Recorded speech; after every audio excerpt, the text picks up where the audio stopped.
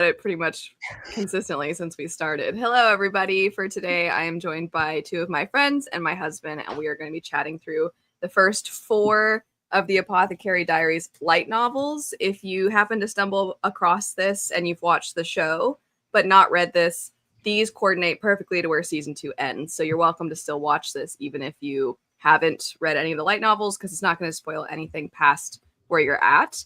But speaking of that sort of connection between the show and the light novels, for everybody here, would you recommend still reading the first 4 light novels if someone has watched the show? And if somebody has never consumed anything Apothecary Diaries related, would you recommend watching the show first or reading the light novels first? And of course, there's also some manga out there.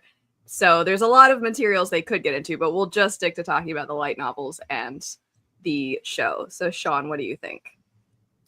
Yes, I would still recommend reading the light novels, and I think I might recommend the light novels over the show if you're for your first experience, because I think it's really funny. I think the writing is really funny. The voice is very funny. Not that the show isn't funny, but I think the light novels you get a little bit more, I don't know, into all the characters' thoughts. So that's what I think. Christy, what about you? So the first question, I definitely still recommend reading the light novels because there are things in the light novels like that provide extra context that you don't necessarily get in the anime. Like some things in the anime, you have to be very in tune with like the visual, but it's like it can be misconstrued. But then in the light novels, I think things make it a little bit more clear, but at the same time, it still keeps that like sense of mystery. I don't know for someone who hasn't experienced any of them, like which one I would recommend first. So personally, I wish I read the light novels first because I like visualizing things on my own in my head. But then after watching the anime and reading the light novels, I couldn't help but picture like the exact anime scenes and like how exactly the characters looked. But I do think each of the different mediums have their own charm. Like there's things that the light novel doesn't have that the animated version just makes even better. Like all of Mao Mao's expressions and when she turns into like the chibi cat. So I don't know. It depends. Honestly, I'd say experience both. Yeah. So officially very much, yeah, definitely recommend the light novels still. Yeah. Sarah might have a slightly different take just because you've reread these first and you've watched the seasons multiple times. So I think it maybe would be even harder for you to differentiate. Yeah, definitely with these first 4 because I've read them twice and I've seen it twice. So I've like experienced this story 4 times. It's kind of like just neither one at this point. Like it's just Apothecary Diaries. It's not the anime. It's not the light novel. It's just kind of in between. But definitely if someone's watched it, I would absolutely still recommend reading it. Like I think especially if you watch it and then read it, if you're Christy, you kind of said this, like you get additional details. So if you're not quite following something in the anime, the light novel is a good way to kind of like really like dig into that and understand it better. But I think you could also maybe do the opposite. So if you read it first and then watched it, I feel like you could kind of like get some details from the light novel, but then seeing it actually play out visually could also help you with that as well. So I don't really have a recommendation on which order. I think either one works. There really isn't a con to reading these as well as watching if you have already watched the show, in my opinion, for pretty much the exact same reason Sean mentioned, which is that it's so funny, but it's funny in its own way. So Christy touched on the fact that the show has its own charms with Mama's expressions and noises especially. And it's funny because the light novels tell you she does that. For example, with whenever she's just up late at night looking at whatever herbs she has and she's cackling to herself.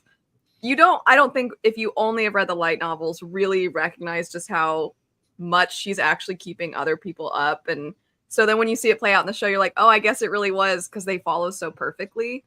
And also just the fact that Lacan, for example, has that equipment go through the wall. And I know that was something, Sarah, that you had touched on, like, oh no, he actually does that. Or Mao Mao crawling across Jinshi's desk, where it just kind of almost, you read it and you're like, that's not quite what's happening, you know. But then when you see it play out in the show, you're like, oh no, that is exactly what's happening. So it is funny, regardless of which direction you go, to see that both versions are doing those things. But the light novels are funny in the way that things are described. So I think a really good instance of this is kind of the joke that Sarah and I have with our names right now, which is that when Mao Mao the cat is introduced, since our character's name also basically means cat, the author over and over and over again goes out of their way when they're talking about both the cat and our character in the same paragraph or around the same point. They'll say Mao Mao and in parentheses the cat. And then when they say our character Mao Mao, they'll say the young woman. And that kind of stuff is just very charming and silly and funny. And I also agree that there are things that if you consume both, it kind of reiterates, oh, okay, so yes, this is what's going on here. I was a little unclear about that. I think there's something to also seeing people's names and having it written out that kind of helps confirm that. They do say that your memory, when you have some kind of physical connection to reading, helps with memory. So examples of like when you flip pages and that kind of thing, there being some kind of muscle memory associated with the thing helps with the memory side, which with all I the wish that was true for me. I don't think that's true for me. With all the family tree stuff, I will say though, you only read the light novels. I think Jinshi's family tree gets more convoluted because you're a little bit more perceiving it through Jinshi the few times that you do hear about it. And it's like, oh, he used to think this person was his father, and then it turned out it's his brother. And you're like, I'm pretty sure it's still his dad, you know, like, because you're still more closely connected to them. So I think sometimes certain things can be a little bit difficult to differentiate, but I would still say consume both. If somebody has never consumed either, which would be interesting if they were to watch this, but I guess it's for people that have and then trying to figure out how they would recommend it to people. But I might still recommend the show just because it's less of a commitment. I think it's a lot easier for people to get into a show than it is to ask like to read these, especially because there's no audiobooks. And I know for a lot of people, maybe they commute to work and that's how they get their reading in. So I think watching the show would be a little bit easier. And then if they get obsessed, like all of us, then they can jump into the light novels. We did touch on how it compares to the show, but how would you say, besides just the reasons why we would recommend it, how would you say the light novel compares to the show? I would say they're so similar that it's actually remarkable, because I was under the impression that after having watched the second season, I actually, part of why I wanted to start with would you recommend reading these is because I thought, well, if it's that close, then I'm not going to get as much out of it. I'm going to wish I had just jumped into the fifth one. But they're so similar, but they still stand out, I think, individually because of all the things we've discussed, with the fact that the writing is so funny. And you're a lot more connected to Mao Mao, especially, I think, because it's almost like close third person when you're following her. And as such, I do think you kind of perceive certain scenes through her, which almost makes how much she's clueless really hit home. I think that's the biggest thing, is just realizing just how much Mao Mao, I think, is willfully clueless in some instances. But others, she's just like, I don't understand why that person's looking at me that way. But Sean, how would you say it compares? Yeah, I mean, I agree. It does follow, the show follows pretty closely, so there's that. But the light novels, I just think like you get more like little asides about each people, and there's kind of like running gags, like Gaoshin just looking like just so worn down, you know, by everything is kind of a running gag. So I don't know. I think in that way, like you kind of form opinions about the characters in like how the author yeah, exactly. I mean, and I guess it's true. Like visually, you're like, yeah, he looks kind of like, oh boy. But you know, I don't know if you catch every time Gaoshin looks worn down in the show. So Yeah, I think it provides further context as to why. Because before I used to always question like how old is Gaoshin, and at some point it kind of illuminates to you like he's not very old at all, even though he's a grandfather. He's not old at all. He's in his 30s, I think. But then when you kind of have further confirmation from Mao Mao, her observations of, oh, I would also be exasperated all the time if I had to serve Jinshi, that kind of thing. I think it does provide some further context. Can I say one thing? Yeah. In addition, though, I think Jinshi comes off way more normal in the light novels. Yes, I agree.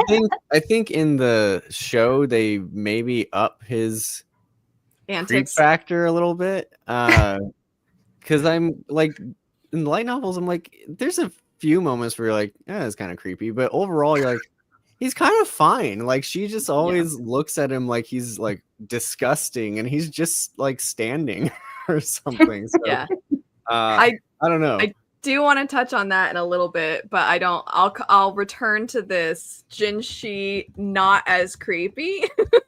We'll return to that in a moment, but making sure everybody gets to go with this prompt because I have thoughts on that too. So I want to come back to it. But Sarah, how would you say that they compare to each other? Yeah, like you mentioned with the close third person, you get like more of kind of Mao Mao's thoughts on things, even though you do get a ton of her thoughts, I think, in the anime. But you get that, but you also get scenes from other characters in kind of close third person. So Jinshi obviously is one who gets a lot, but I just finished reading the fourth one this morning, and like Lihaku gets one where it's like his perspective on a scene, which I was like, I really like that because you're kind of closer to the characters than just kind of watching the events play out as they would. And it kind of, with Lihaku especially, you get clued into the fact that he really is somebody who just, okay, I just got to get this done, I guess. I don't totally know what's going on. But he's still like a good guy. He still wants to help people. And I think the show does a good job of depicting that, but then to actually have a little bit more of his character shown to you, I agree. It's a little bit clearer in the light novels. And then Christy, what do you think? Yeah, my thoughts are there's like some similarities to both Sarah and Shansui's. Like for example, like there, like you definitely get more of Mao Mao's thoughts. And there's like some things that she thinks or like the narration goes into in this that you don't get in the anime.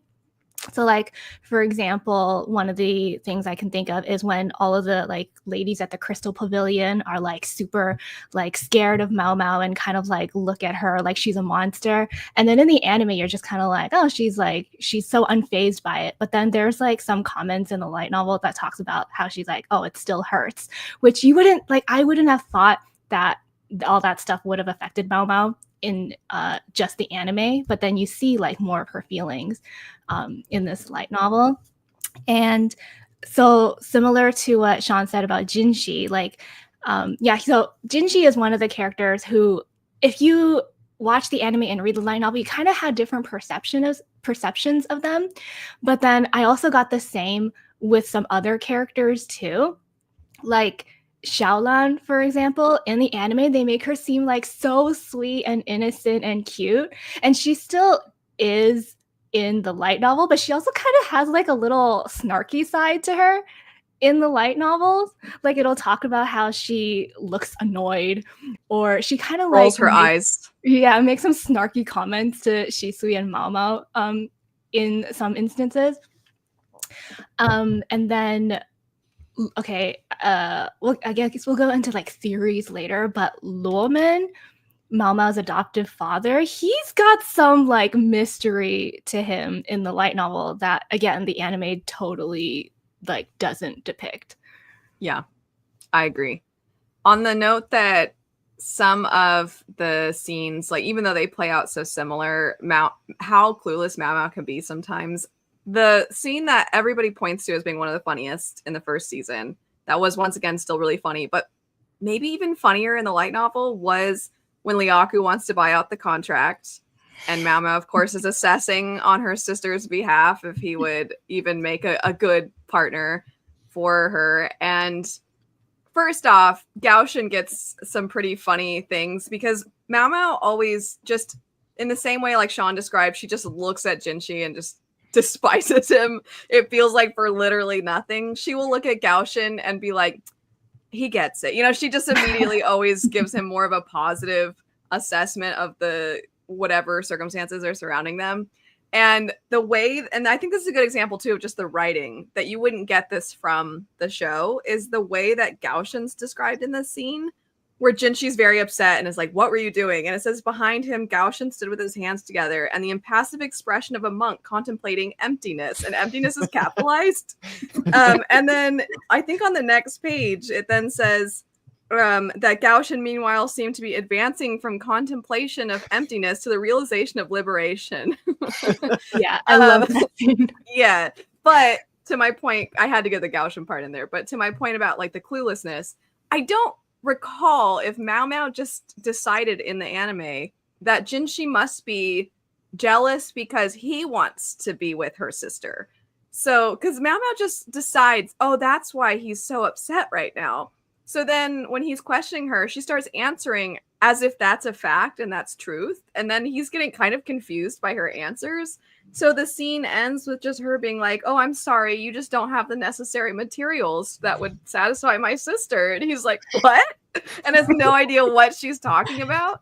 I think he does say something similar in the anime, but it's definitely like you don't get like that full thought process. It's definitely more clear in the light novel. Yes. That scene's funny anyway, but there's just the occasional moment where, even though the show does kind of have her narration playing through on occasion, I still think that the light novels do it a little bit stronger. We'll come back now to Sean's point. Jinshi is not as creepy. I agree. I think the honey scene is still quite creepy. But anytime there are scenes where it's a little bit like, oh, is something going to happen? Which, you know, this is the slowest of slow burns in this story, to where even just him saying her name, it's like, oh my gosh, he said it, you know, goofiness, like, which Lady Gyoko definitely likes to play up, which we'll talk about her as well. But I feel like in some of those scenes, and Sarah, I know you kind of agree to some extent because we talked about this a little bit before, but the show really elongates those moments, whereas in this they just kind of go through. And I recognize to some level you could just imagine them extending, and maybe it's just because you're reading it, but I feel like if we wanted to sit in the moment, we would add more, this is how this character feels, and it felt like it lasted for forever, and then this was then getting closer and closer, whatever. I feel like there would be more to elaborate on, and in this it's like a thing will happen and then quickly be over. So I definitely think they play that up, which in my opinion contributes to the Jinshi maybe being a little odd. But he does come across just like a little bit more like a person, as much as we see him through Mao Mao's eyes. And she always is like, ugh, a slug, or nymph-like beauty, you know, whatever, one of those two, or both at the same time. But despite that, I actually think he just comes across like a fairly normal person in this. So Sean, since you brought this up, do you want to elaborate as to why you feel like that? I don't know why I feel like that. I just feel like he's kind of just, you know, there. I mean, he like obviously gives her attention, and he's always coming to the Jade Pavilion to be like, oh, I need help with this task, you know, whatever it may be. And, you know, but I don't know. He just, the show, he just comes off a little bit more creepy to me. Even the last scene where with like the biting, I mean, it could just be like I'm just not imagining the scene, but even that I thought was like not as weird. I thought the anime, I was like because she like looks like disturbed, I feel like, in the anime. In the light novel, she's kind of just like, what are you doing? Like, you know, like it seems like so much more like she looks very annoyed, if any. She's like, yeah, what are you doing? Yeah. So yeah, he doesn't I mean, he doesn't really bother me in the anime per se, but I just feel like if you had only read the light novels, you'd probably be like, yeah, he's fine. Like, you know, he's an all right guy. An all right guy. Christy, what do you think? So, okay, one thing is, okay, so here are my tabs. volumes, and I tab a lot. That's all moments of Jinshi being creepy. No, no. So, okay. First of all, I used up like literally all of my yellow stickies, which I use for funny moments. So that shows like how funny the light novel is. But I use pink stickies for like moments where I'm like, I really ship these two characters, and it's like kind of moments that make me go like, yeah, you know. And I thought I would use up a lot more of them, but surprisingly, I didn't. I think in the anime, it shows Jinshi like a lot more obsessed with Mao Mao than it depicts in the light novels. Like there are some moments, like the one where I don't remember exactly what Mama was doing, but Jinshi like walked in on her, and I guess she was like looking super cute, and then he just like starts banging his head on the wall. I feel like that one was a lot, like even though he still does it in the light novel, like the way the anime shows it just makes it seem a lot more like, oh, he's weird, you know? Yeah. He does have his moments where I'm like, sorry, I always don't know if I can like swear on your channels, Elle. Oh yeah, go for it. It's okay. I was like, he's a fucking degenerate. Like, every time Mama like looks at him like he's like dirt or filth, and he gets like, it describes him having like a certain expression on his face. Anyway. That does remind me of when she's thinking about, I laughed out loud at this when, sorry to interrupt, but just because of how you worded that, when the Emperor, it's talking about how he's yet to visit Li Shu, and Mao Mao's thinking like, oh, maybe he's actually like a pretty stand-up guy. And then she's like, or maybe Li Shu's just not filled in enough. It goes from like something really nice to like, or he's just not as into her because her bust size isn't big enough. Anyway, because she does often think about him like he's like sex crazed, and I find that really amusing. Anyway, continue. Okay, there was one where they it'll come back to me. You can go, or Sarah go. Well, I do want to know, just because I do want to ask you a question first. Do you think that part of the reason you feel this way is because we're seeing everything through Mao Mao? So it's like you really have to you have to sort of decide a little bit or fill in some of the blanks when it comes to Jinshi being as obsessed with her as I think a lot of us perceive him to be from the show. I don't know about that. I think it's just the way that I visualize things when I read it versus like what the show was animating. I think the show really hams it up. So if I didn't have the show as any kind of context and I just read this, it would have just been like, oh, whatever.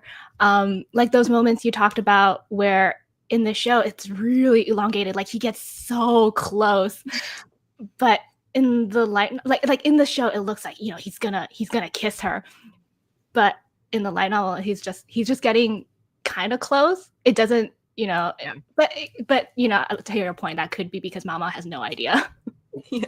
Well, I was just gonna add that I pulled up the one image of him early on, and I think this is the first time you realize, like, oh, he totally has we'll call it a crush at this point because this is the first one.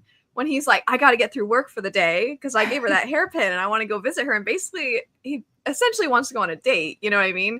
And then when he finds out the image, it's just him looking really sad. That part where you're like, oh, I feel kind of bad. And I did note, because I'm showing something at the beginning, at the very, very end. I know we all noted this when the show showed this scene because we were worried it was going to turn into like, oh, now he's like never going to talk to her. There's that part where when he goes to visit her and she's with the children in that wagon, basically, and he thinks like, oh, she's caught up in all this because of who I am. And in the light novel, it specifically says like that made his heart ache. And you're like, oh, that's, you know, like some of his, I think what the light novels do, and part of why I feel like he doesn't come across as creepy, but actually if anything comes across more mature and very considerate, is there's a lot of things in the background happening that Mao Mao thinks, oh, this is likely because of Jinshi. And you're like, yeah, it's definitely because of Jinshi. So I think something like when he brings her dad back in, and I think Mao Mao takes note of the fact she was worried that the, you know, like the quack doctor would get pushed out, but then they seem to have found a way to make it where they both were there, which is good because she would have felt kind of bad if she had pushed that guy out. And she thinks something like, oh, Jinshi probably is the one that made that happen.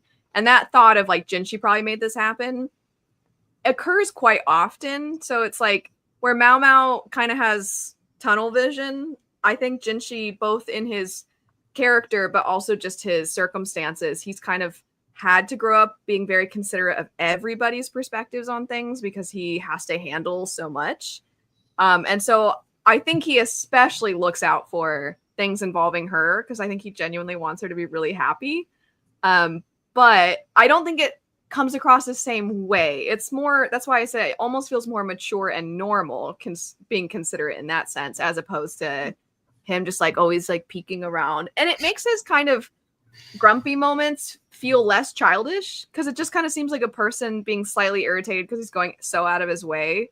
And then she's so oblivious. Like the part with the tea where he's like, I don't really like this. And he leaves. I think he's leaving because like, well, she's hardly talking to him and hardly acknowledging him. And you know what I mean? It just feels a little bit more like, I don't want to describe Mao Mao as abnormal in a negative way because we all love her, but it's like a fairly kind of normal-ish young person and then a very abnormal young person and then them trying to connect. But Sarah, you haven't had a chance to kind of dive into if you feel Jinshi's not as creepy in the light novels. Yes. Well, so the two parts that I'm going to reference, I read before I watched, actually, because they're from the end of Volume 3 and the end of Volume 4. And we've talked about this a little bit, you and me, Elle. So the frog scene. Which two of you are representing in your own ways. Yes. Well, so when I watched that scene in the anime, I was kind of like, this is played up. Because I literally went back to reread that scene and I was like, did I misread that? But it says, and sorry, I'm really bad at reading out loud.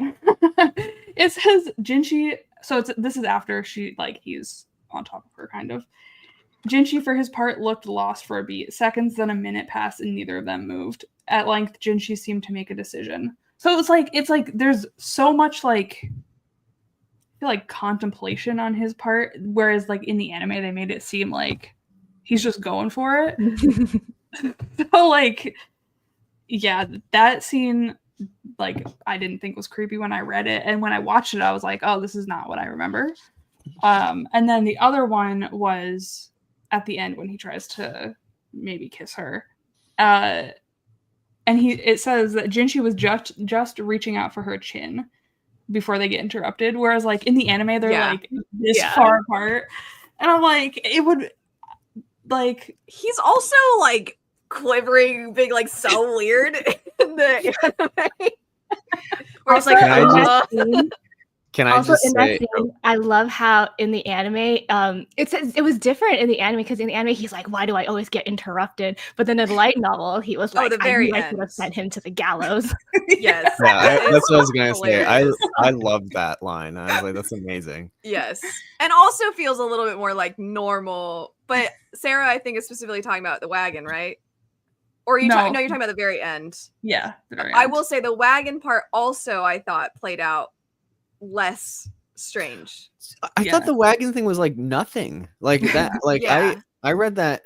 I mean, this morning I was kind of cramming, so maybe I just read through it quickly. But I was like nothing really happens in that scene. They're just kind of this still. It plays out similarly. I would say until he has his weird quivering breakdown moment. Yeah, he just kind of looks at her bruise, and you're like, oh, okay. And she looks at his face. It's still sweet. It's just the part that then takes a turn into kind of a little odd. Is I think more peculiar in the anime. But yes, I still want to make sure I highlight what you said, Christy. That line at the end when Choyu, I think is what his name is, after he loses his memories. When he interrupts and he's like, I know I should have sent him to the gallows, is one of the funniest. That might be one of my favorite Jinshi moments. It's so funny. So what are some of our just general favorite moments from all this? We can come back to this periodically because I'm sure it's going to come up over the course of this discussion. But if we just want to highlight a couple things right off the bat that we really enjoyed, anything with Gaoshin is what I'll say. I did really love in the light novel, and it's in the show too, and it plays out pretty similarly. But when Gaoshin, I think I mentioned this maybe in one of our reading sprints, when Gaoshin gives her the jacket, and she thinks to herself too, like, wow, what a considerate man. And she's always kind of thinking like he'd make a great husband if he isn't one already, like all that kind of stuff.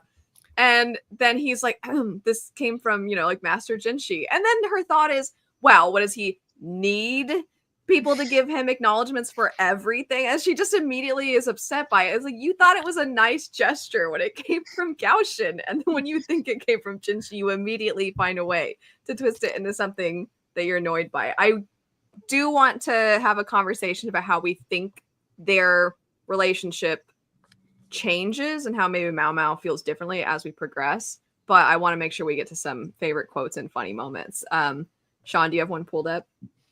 Well, just briefly about Gaoshin, when they're at they're on the hunt and it's really hot outside. There was it said, when Gaoshin spotted Mao Mao looking at the ice with utmost envy, he was kind enough to quietly slip a piece to her. What a really, truly thoughtful eunuch. And then I really like Lacan, actually, when he's meeting with Shishu. And he's just going on and on about his Go game, and he's like, I apologize for interrupting your fine speech, but I have work to attend to. Thank you for the drink. Such a shame. It was a fine game indeed. I'll be sure to have a copy of the diagram sent to you along with a booklet of my commentary. Thank you, but you needn't trouble yourself. The idea was more than even the Tanuki could bear. I just thought the idea of him like sending along his commentary on the game is really funny. Yeah, because I think it does take note that he said, I'll send you a copy, but the commentary part is really funny. I see everybody's like flipping through their pages. Sean has pictures saved. Sean, do you want to go again while everybody finds their spots? Oh, so this was Shishui. Let's see. So spoilers. I mean, I know hopefully people watched it or read it. So this is when Mao Mao has been kidnapped, and it's like been revealed, I think it's maybe about to be revealed that Shishui is, in with it. And she's just like walking along and says, Shishui, for her part, was looking this way and that, all the bugs that darted by as they walked along. Mao Mao liked to think that she wasn't as far gone as Shishui, but she wasn't above keeping an eye out for any interesting herbs and grasses as they went. Yes. I thought that was really funny. The amount that Mao Mao doesn't think that she's like her when she's like, I'm not that as weird as her. And it's always right before she does something too, like pouncing on that lizard and getting its tail and stuff like that. Christy, did you find one? Yes, I have 3 moments, and they are all Lacan. I love Lacan so much. Like I liked him in the anime. I thought he was so funny, but like the light novel just has all of his quirks like really on display. Are you gonna mention the couch? Yes, that was one of the moments. Like he brought in a full ass couch to Jinshi's office, and then he just kept it there and he never took it away. Yeah. Like that's one of the moments. There is another moment where Jinshi and Gaoshin, they're talking about what it would like if getting Lacan to their side or something, and then Jinshi's like, all my papers would get covered in grease. Yes. we find the same things funny. I was gonna say that's one of my favorite Jinshi moments as well, because it's just so like we talk about how Gaoshin's exasperated all the time. That's one of the most just like he's the most like Gaoshin when he has to be around Lacan. And then my favorite moment in the entire 4 volumes is when Lacan is there in the carriage going to the stronghold, and Lacan's like, yeah, like he's done his part. So then he just exits the moving carriage. Like, True, they weren't moving terribly fast, but it was still a jump. Jinshi thought Lakan looked as if he crumpled slightly on hitting the ground. Was he okay? And then in the anime, we know that he threw out his back, but we don't know why. But that in here, we find out like, oh, he landed badly when he jumped out of the carriage, and that's why he was out of commission. Yeah, I had to reread that. I was like, why did he just jump out of a moving carriage? I was like, all right, like, okay, cool. It was so weird. I will say though, I think that we definitely get more, and this is something I wanted to touch on. We get more of like just how dangerous and formidable he is. Because there's the part where it mentions that somebody's pretty much like entire family was taken out because they crossed him. And yeah, it said he did more than burn those who had tried to stop him. One man had even found his entire family scattered to the winds. So I'm like, yeah, you really don't want to mess with him. And it kind of highlights for us how much I feel like Gaoshin, as much as I think Gaoshin and Surin both kind of think, well, Surin especially, I think, like the idea of Jinshi and Mao Mao to some degree. I kind of think Gaoshin for a long time has wondered, even before we get the reveal that it's confirmed, you know, this is her father. I think he's been wanting to pull her over to their side because he clearly has some experience with like the military and politics, and he recognizes these important moving pieces, and he knows if we want to ensure that Lacan is on our side and he's not somebody we have to contend with, then we need to have his daughter on our side too, to kind of secure that.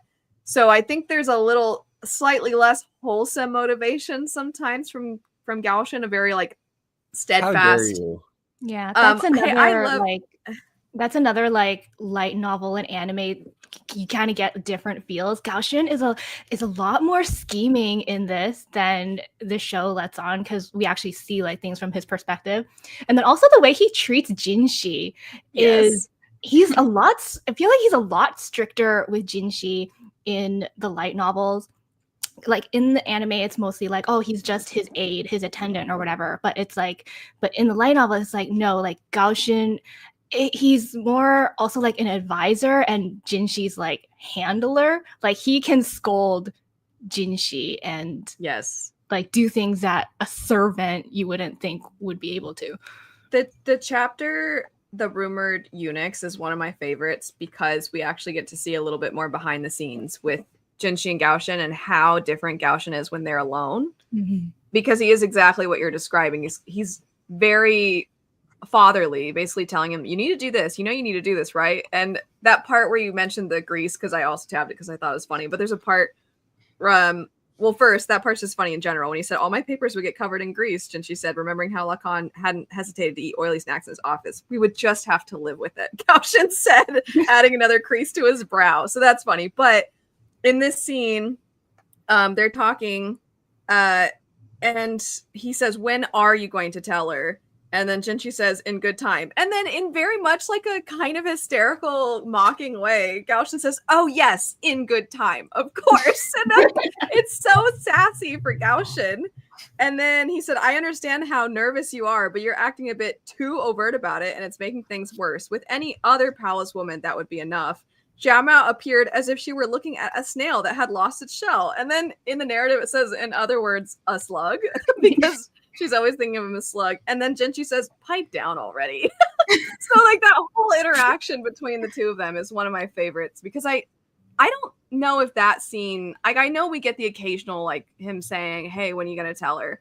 And Jinshi being like, oh, I will, you know, they're kind of grumbly with each other sometimes. But I do feel like that scene in particular is one of the few times that something was really stretched in the light novel, and you got a lot from it in the sense that their relationship dynamics you got to see a little bit more into than you do in the show. I really love that. Plus, I think Gaoshin in general has had way more attention in the light novels across all four than he gets, because of the same thing you were talking about, Christy, where it just kind of seems like, oh, is this attendant? But like they clearly have a history together, and so maybe they're a little bit more like family, you know. But in this, it's beyond that, I think. I have a light novel versus anime Gaoshin question. Yes. So in the scene where Lacan finally is like, hey, are you gonna like, you know, show who you are and go save my daughter? And in the light novel, it's made clear that Gaushin is the one who got Luoman. How do you say his name? Loman. Loman to come there and be like, hey, Lahan. What? Lahan. It says in the light novel that the adopted son had told Gaushin he should probably go get Loman to come into the city. I thought it was Gaushin who told Lahan. I thought, or am I wrong there? No, in both versions, Lahan is the one who suggests it to Gaushin. Oh, then never mind. He's the genius. Yeah, but was that in the anime? I don't remember. I don't know if I think Loman shows up. Is kind of how. No, Lahan is like, oh gosh, and I have an idea, and he whispers in his ear. And then later Loman appears. And sorry, I'm gonna steal the favorite moments one more time. I'm gonna steal all the favorite moments from Sarah. Sarah hasn't even had a chance. Like hands and all. Oh my God.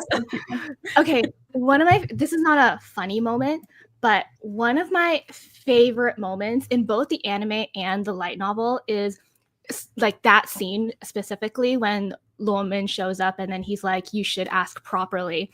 And then that's when Lacan gets on his knees. Exactly. Oh, my favorite scene. And then he's like, pleading to Jinshi to mobilize the Forbidden Army.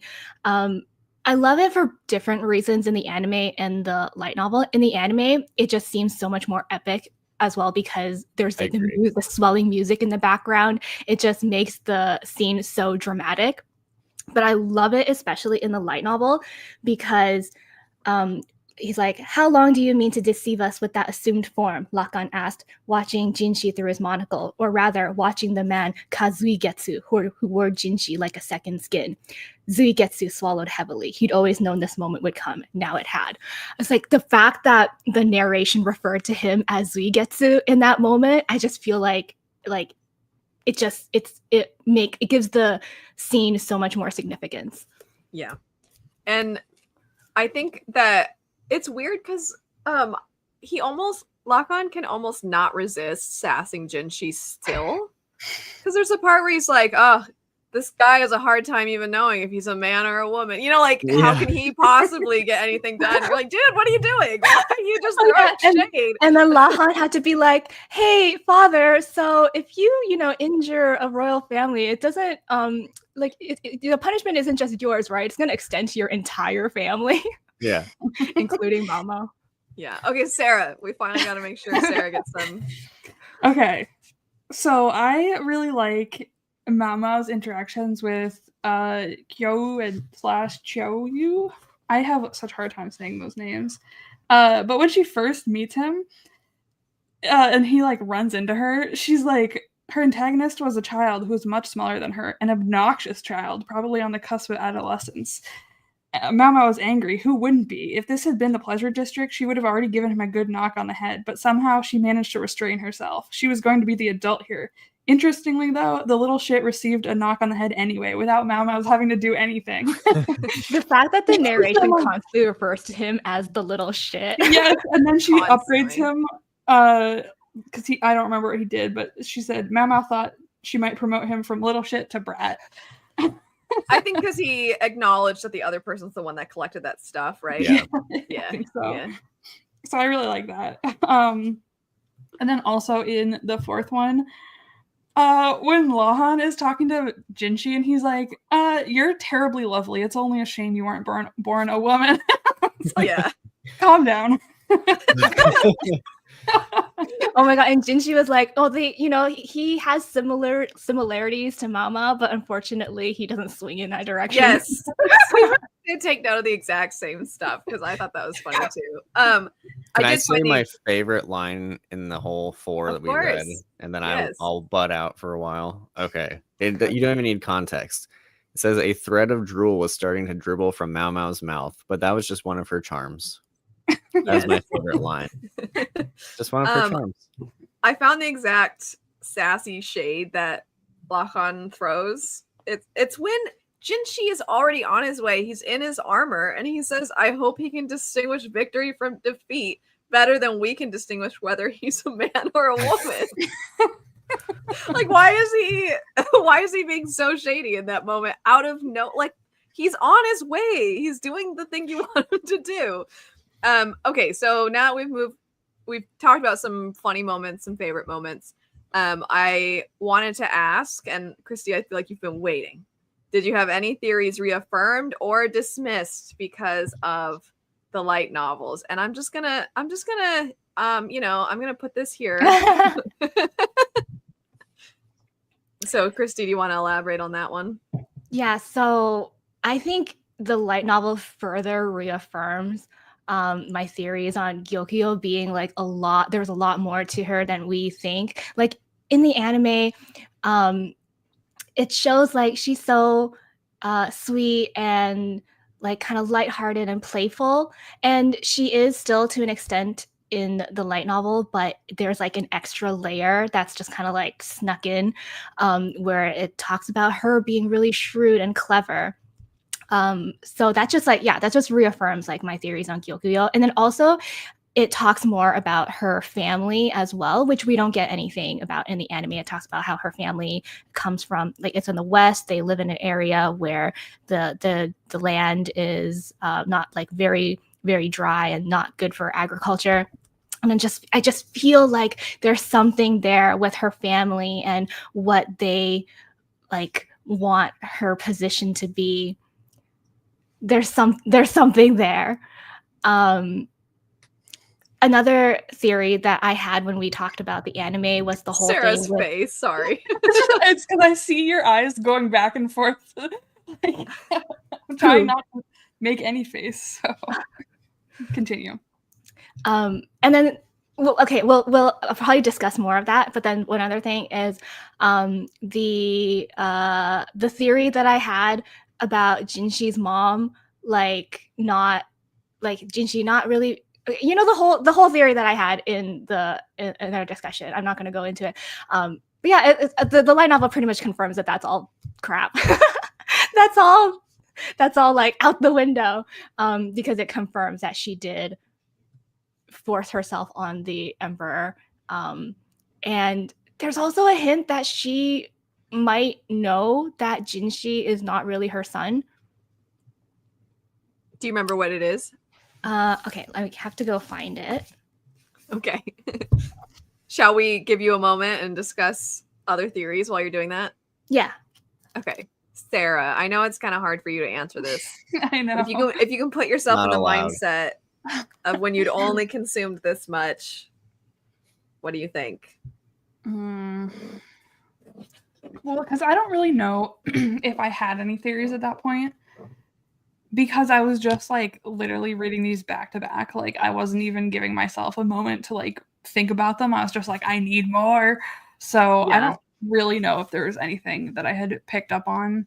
But reading it a second time and kind of knowing what happens, there are a couple things that I did pick up on where I was like, maybe this is something that either connects to what I've already read or further. So it was interesting to kind of have some insight into what happens. Christy, it looks like you maybe found what you were looking for. Yes, I found it. It was like that moment when she's like, outside talking with Jinshi. And then, so it's going into her, like, her past and all the stuff.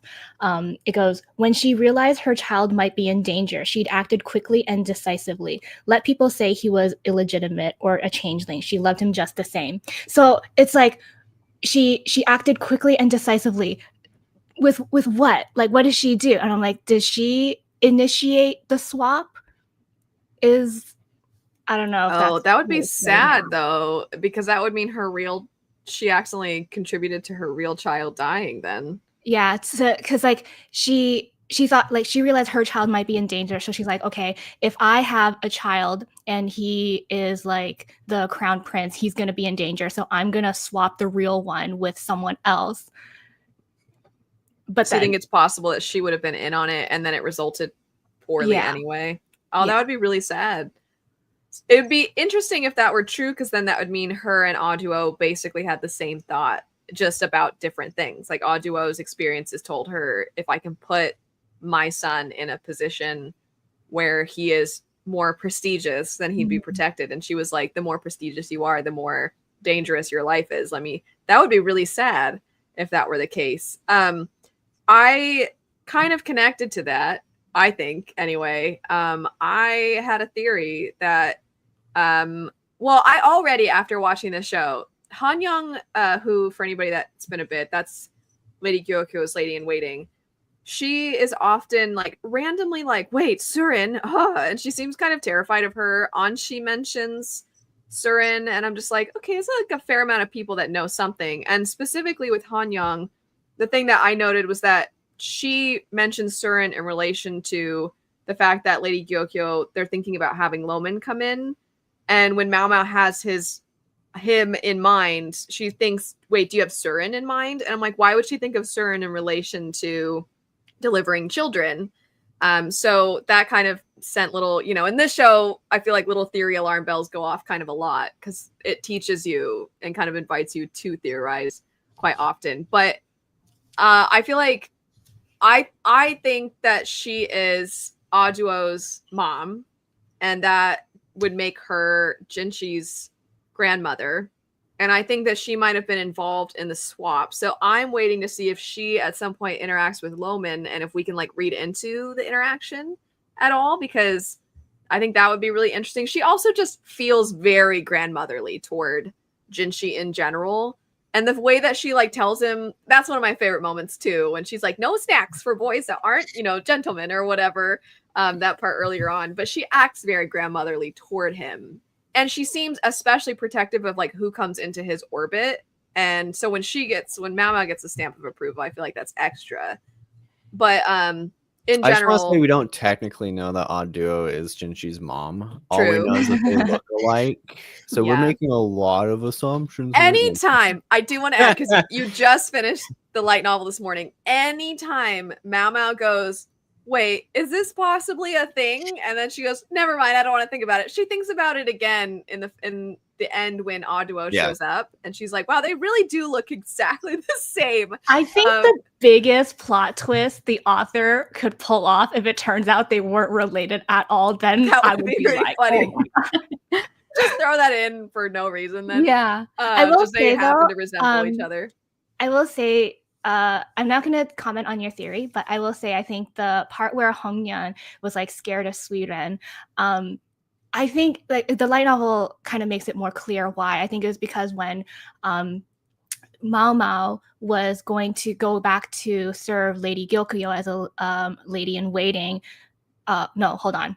When Jinshi was going to borrow Mao Mao back, he lent Sweden to the Jade Pavilion. So that's how they. She must have been like really strict with them, and that's why Hong Young is scared. But doesn't Siren end up thinking Hong Young is like a great young lady, or doesn't she like think she's okay? I thought there was something of she definitely thinks that about Mao Mao.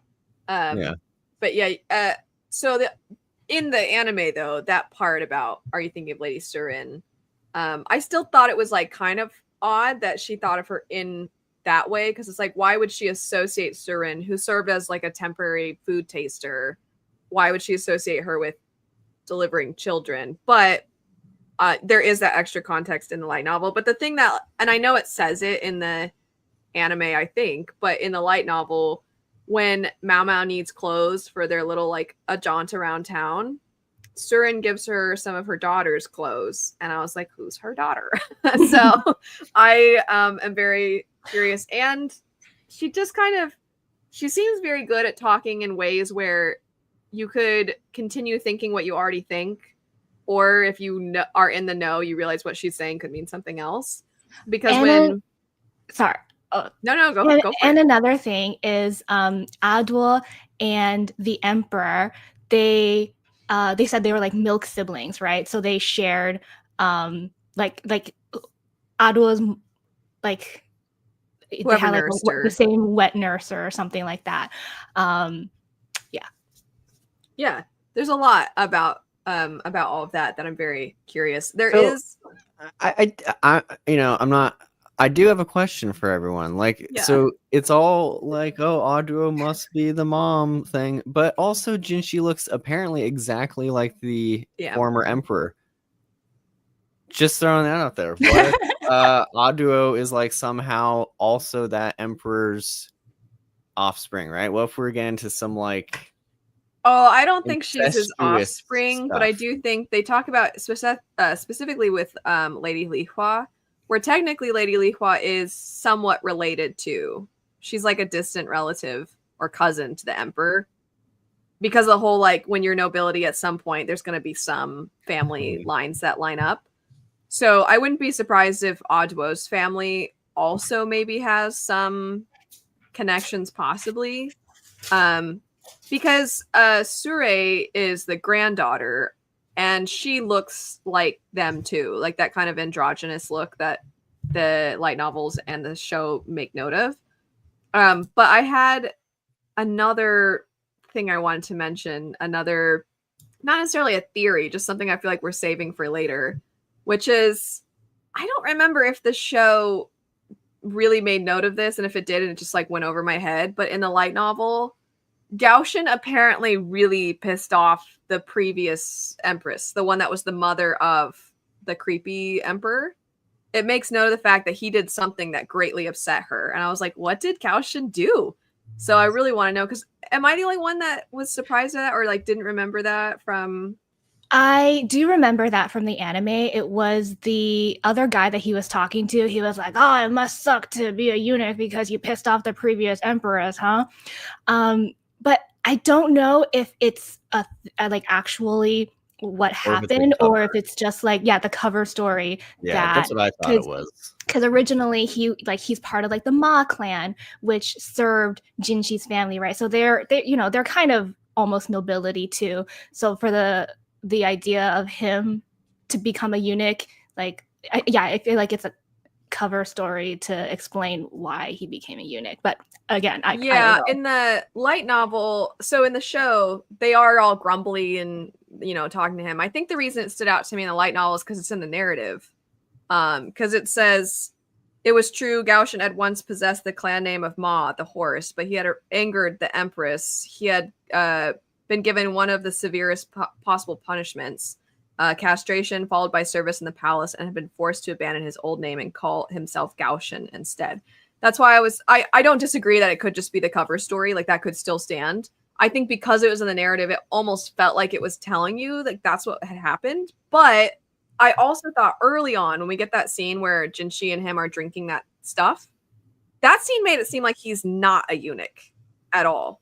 Because he's like, oh, I have to take this. It didn't just feel like he was taking it because he's testing it first. It felt like he was also taking it because he's also trying to pass as a eunuch more. So that it's still like conflicting for me. And I feel like we need more context into that whole family. Were you going to add something, Christy? I was going to say that I'm not too sure if Gaoshin really is a eunuch or not, because I thought in the anime when he was drinking that, I thought it's like, oh, okay, him and Jinshi have to drink it together to suppress their manhood. But then in the light novel, I thought he was poison testing it, but right. No, I don't know. Right. It kind of comes across that way at first, but then the way he talks about it, because he talks about it like he's telling Jinshi, like, if you keep taking this stuff, stuff's going to happen. And then he says it back to him, like, yeah, well, the same goes for you. And he's like, well, it doesn't matter with me. And when he says, like, it doesn't matter with me, it's like, oh, he's probably referring to the fact that he already has kids. But I feel like you wouldn't say that really if it doesn't matter. You know what I'm saying? Like, it just kind of seems like... So I agree. It could just be the cover story, but also I just want to know more about that family, because I feel like there's a lot of history with them. And the fact that Gaoshin seems so in tune with a lot of what's going on, and he maybe, as you noted, is a little bit more of an advisor than we see, more than just correcting Jinshi, making sure he's proper. I just feel like there's so much more to that. Sarah, do you have something to say? No. Okay. Sarah literally can't say anything. Sean. Oh. I don't want to make it seem like I know something, but I also don't want to make it seem like I don't know anything. So it's like I don't want to give away if I know anything or not. Like Yeah, I know we all completely understand. Sean, did you have any? I know you're not a big theorizer necessarily, but was there anything that stood out as like, I wonder if we'll get more about that? I have no theories.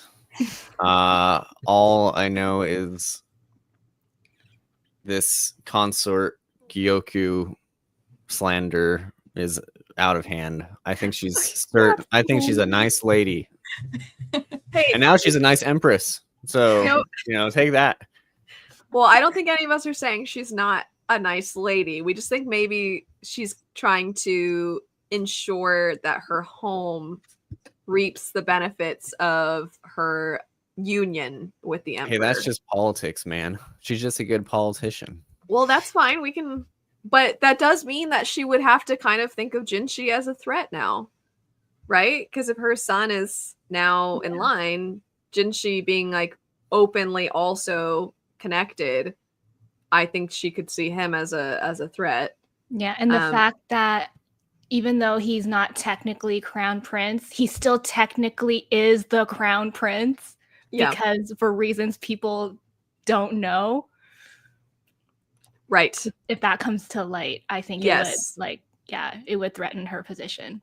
I don't know how they would prove that unless like Loman is put on trial or something, you know what I mean? Well, that's another thing that I was really confused by because it said that Loman was banished from the palace because he let the which baby did he let die? I don't know. One of the babies die or something. But then it also mentioned something about like Mama was like, oh, if it came to light that like someone knew the babies were swapped. Okay, let me find it because it was. I also took note of that because the way that they worded it was very interesting.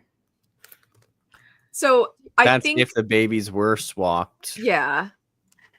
I'm just saying we don't know any of this actually. Yeah, we don't have any. Well, Sarah knows, but know anything. Yeah, we're making a lot of leaps around here. Don't assume I know anything. while we're looking for that, do you feel differently about any characters? So we've kind of hit on, Gaoshin maybe seems a little more in the know and maybe like he's involved in moving pieces around a little bit more actively. But I'll also note, and this is the most random specific character, the teacher, I feel like is sassier than I realized. Mean. Yeah. I didn't care for him. Because before I was like, oh, he's kind of like a nicer guy who was friends with Loman back in the day. And now it's just like, you're not as smart as your dad, basically. So he's kind of sassy to the Emperor too. Yeah. Yes. Even to a point where like the Emperor is like a little easygoing, so it's okay. But even Jinshi at some point is kind of like making a face like, hey. I feel differently about the Emperor because they don't make him as pervy in the anime. He's kind of I don't even know if I think he's pervy. I just think he has like his job as the Emperor is to go around and visit all these. Yeah, but like Mao leaves him adult materials for him to peruse, like I just like you could argue that makes Mao creepy. Oh, also one of the things that I think proves the light novel's writing is funny is when it talks about how that one new lady in waiting for Gyoko doesn't want to use the other bath and Gyoko lets her use hers. And Mama's like, that's kind of surprising. The only person who's supposed to use that is Gyoko. Well, and the Emperor, but we won't talk about what the Emperor uses it for. It's like, okay, thanks for that. Sarah, were you about to say something? I found the part that I was looking for about Loman. Okay. It says, punishment for the death of the heir to the throne, the current emperor's firstborn son, which is why he'd been banished. Children, it must be noted, died all the time. To be mutilated and banished for such an occurrence could only be attributed to Loman's bad luck. So it wasn't that part. Oh, okay. It was another part. Oh, I'm trying to find it. Because like when it says children, it must be noted, died all the time. So it was like they die all the time, but why is he being punished for this specific one dying? Yeah. Maybe just because it's such an important figure and it was on his watch, I think. Yeah. But there certainly is the light novel. Well, this ties into something you kind of wanted to talk about. which is how long did Mao Mao know who Jinshi was? I have my notes. Yes. So while Christy is searching for her evidence, would you like to present yours for this point? I would. So the first thing that caught my attention was in the first book on page 59, which is like so early on in the story. She's thinking to herself, like, who is this Jinshi guy? And she thinks maybe he was the son of the emperor or something, but then why become a eunuch? What a crazy theory to throw out. Just like, yes, maybe he's the son of the emperor. Like, that's yeah, insane. I have that same tab. Yeah. And then also in the first one, she says if he hadn't been so damned important, she would have seriously considered kicking him between the legs. So she like knows that he's super important, which like, right. I guess he could be based on his position like in the rear palace, but that's still like assuming a lot about who he is, I feel like. Well, and not to be weird, but I don't know if she would think to do that if she thinks there's nothing there. Yes. You know?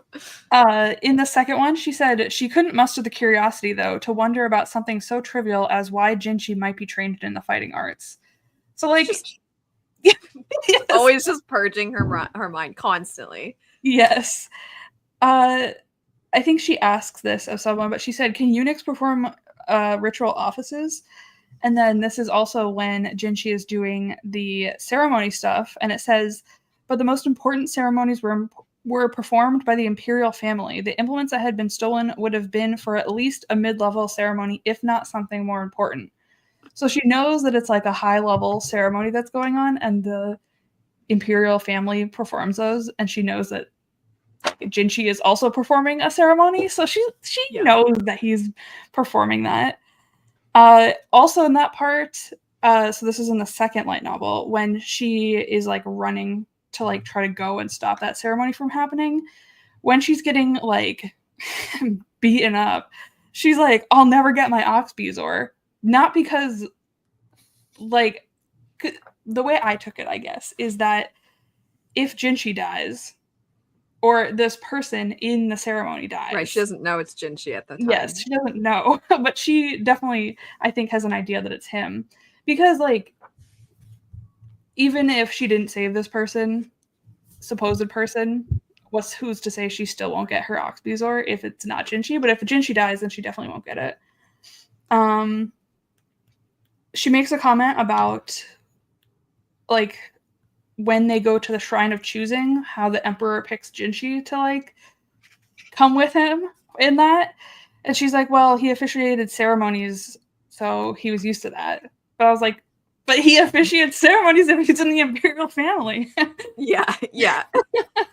There's so many. And it's funny because Sean, in what Sean's doing, being like, we don't know anything for sure. I feel like he's doing what Mao Mao does, which is what her father taught her to do. If you don't have all the evidence, then you can't say one way or another. So Sean, in that way, you're very much like Mao Mao, but also Mao Mao truly doesn't acknowledge it till literally he's standing right in front of her in his armor, and someone comes in and says, like, they call him by his title. Because right before that, I think in the light novel, it's even more evident than in the show. Because in the show, she like shakes her head when she sees him.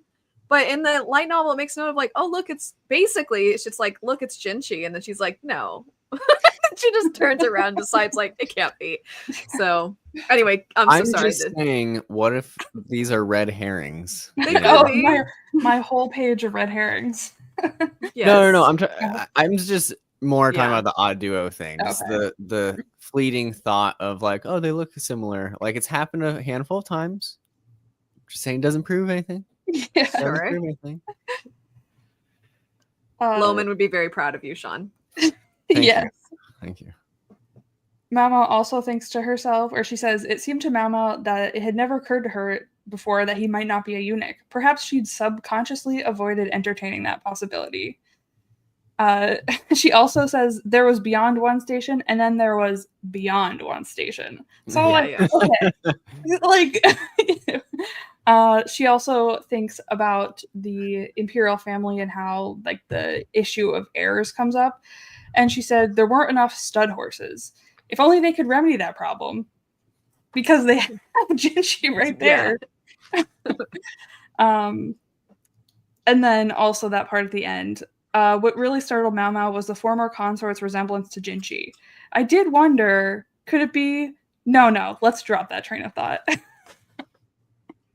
Yeah, and I'm just wondering if there's ever been a time that she's thought something and it's turned out to not be a thing. To be wrong. Because I feel like if Mao Mao thinks it, because she does that with Shisui/Lolan too, when she looks at her in the little ghost storytelling room and thinks like she looks very familiar, and then she's like, and doesn't keep going with that. But as soon as it's revealed, that thought, like when she's being kidnapped, she's like, "Oh, I think that means it probably," and she's like, "Oh no, I guess we'll might as well wait a little longer." Basically, it's kind of like her thought, and then it's finally like, oh, "Okay, yeah, I guess it was." I know I'm being silly, but I do really like that she does that because it's given us evidence of the fact that her adoptive father tells her all the time, do not act as though, even though she does about trivial things, when it comes to important things that would have huge consequences, she truly actively in her mind has kind of trained herself to not follow through with a certain thought if she doesn't have more evidence. And because in order to gather that evidence, she'd have to kind of go searching actively in things that are above her. She's like, well, I'm just going to drop it because it doesn't involve me. I don't want it to involve me. So I like that that's there because it's not just a plot convenient thing. It's that genuinely we've been shown that her adoptive father has taught her to do that. And thus it's kind of been a part of how her brain works. Christy, did you find what you're looking for or no?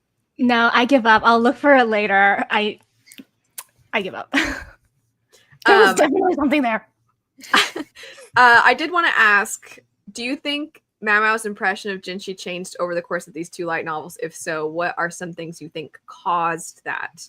So I think most of us would answer yes to the first part because he does graduate from a slug to just kind of like a person, you know? I know the answer to the second question too.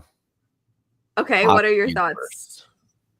Oh, yes, that's true. That's the number one reason. Because he supplies her with the rare materials that she wants.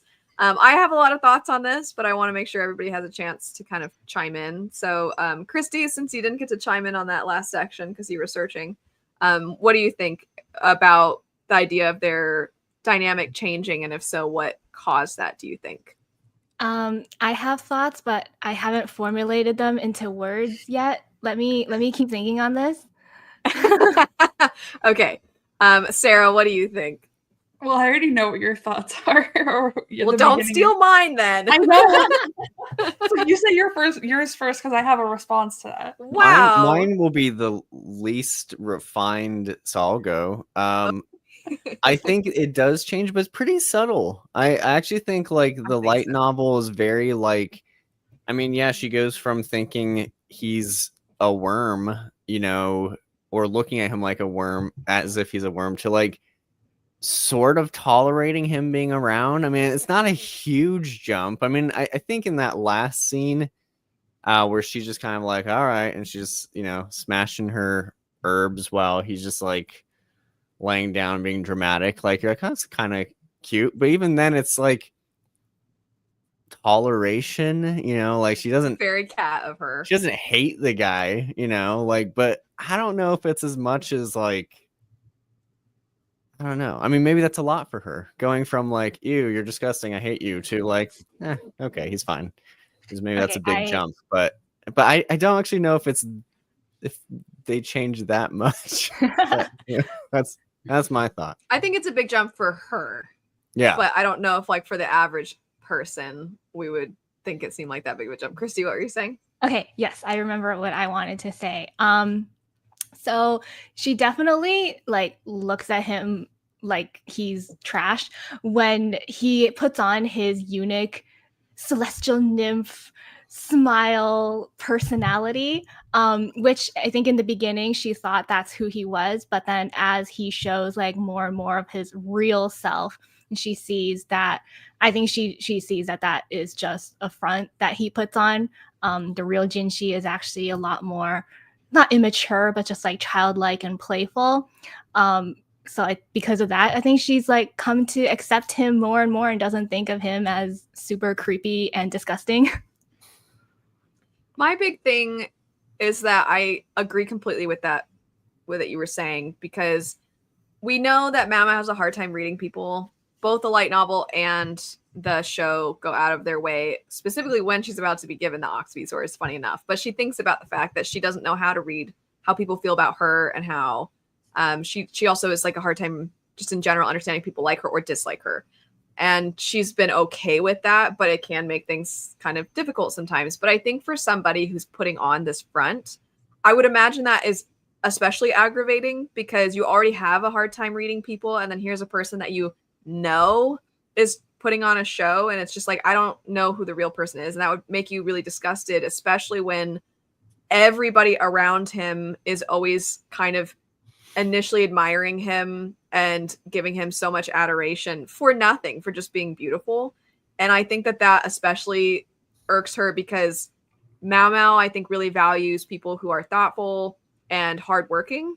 And so for her, it comes across like this guy just gets to do whatever he wants because he's so beautiful and he's born in this position of privilege. And I think that it really irks her for a number of reasons. But then part of what I think shifts her perspective is when she's starting to be employed by him, because she goes from constantly thinking this guy has too much time on his hands to being like, oh, maybe he does actually have other work to do.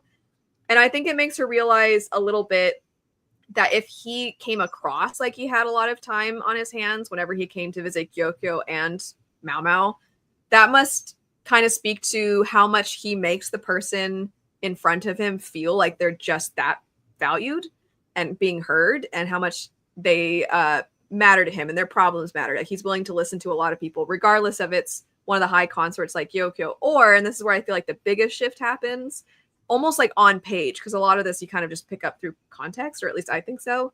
But when he's handling that case with the woman that apparently had already died, and there's like the mushrooms and all of that, she realizes how much like, oh, he doesn't just play favorites with Gyokyo. He has to go out of his way to not involve Gyokyo in this, because he has to handle this as if it's an investigation, that other people can't kind of have their perspective on things here. So I think she kind of respects how thorough he is. I think she also starts to realize that he's much smarter than she initially thought. We talked about before that he does a lot of things that are very considerate, and you do see her thinking like, oh, that was probably because of Jinshi, or Jinshi probably had some involvement in that. The school especially, I think, probably spoke volumes. The one time she actually smiles at him, like not on accident, because there's a part where she smiles and he bangs his head against the wall. But in that instance, I think she genuinely is like, I think that's a good idea. By the way, I just want to throw out there that when Jinshi looks like sad because he thought more people would be there and he seems dejected, and they're like, no, this is a good thing. I'm like, oh, he really wants his school to succeed. I thought that was quite cute.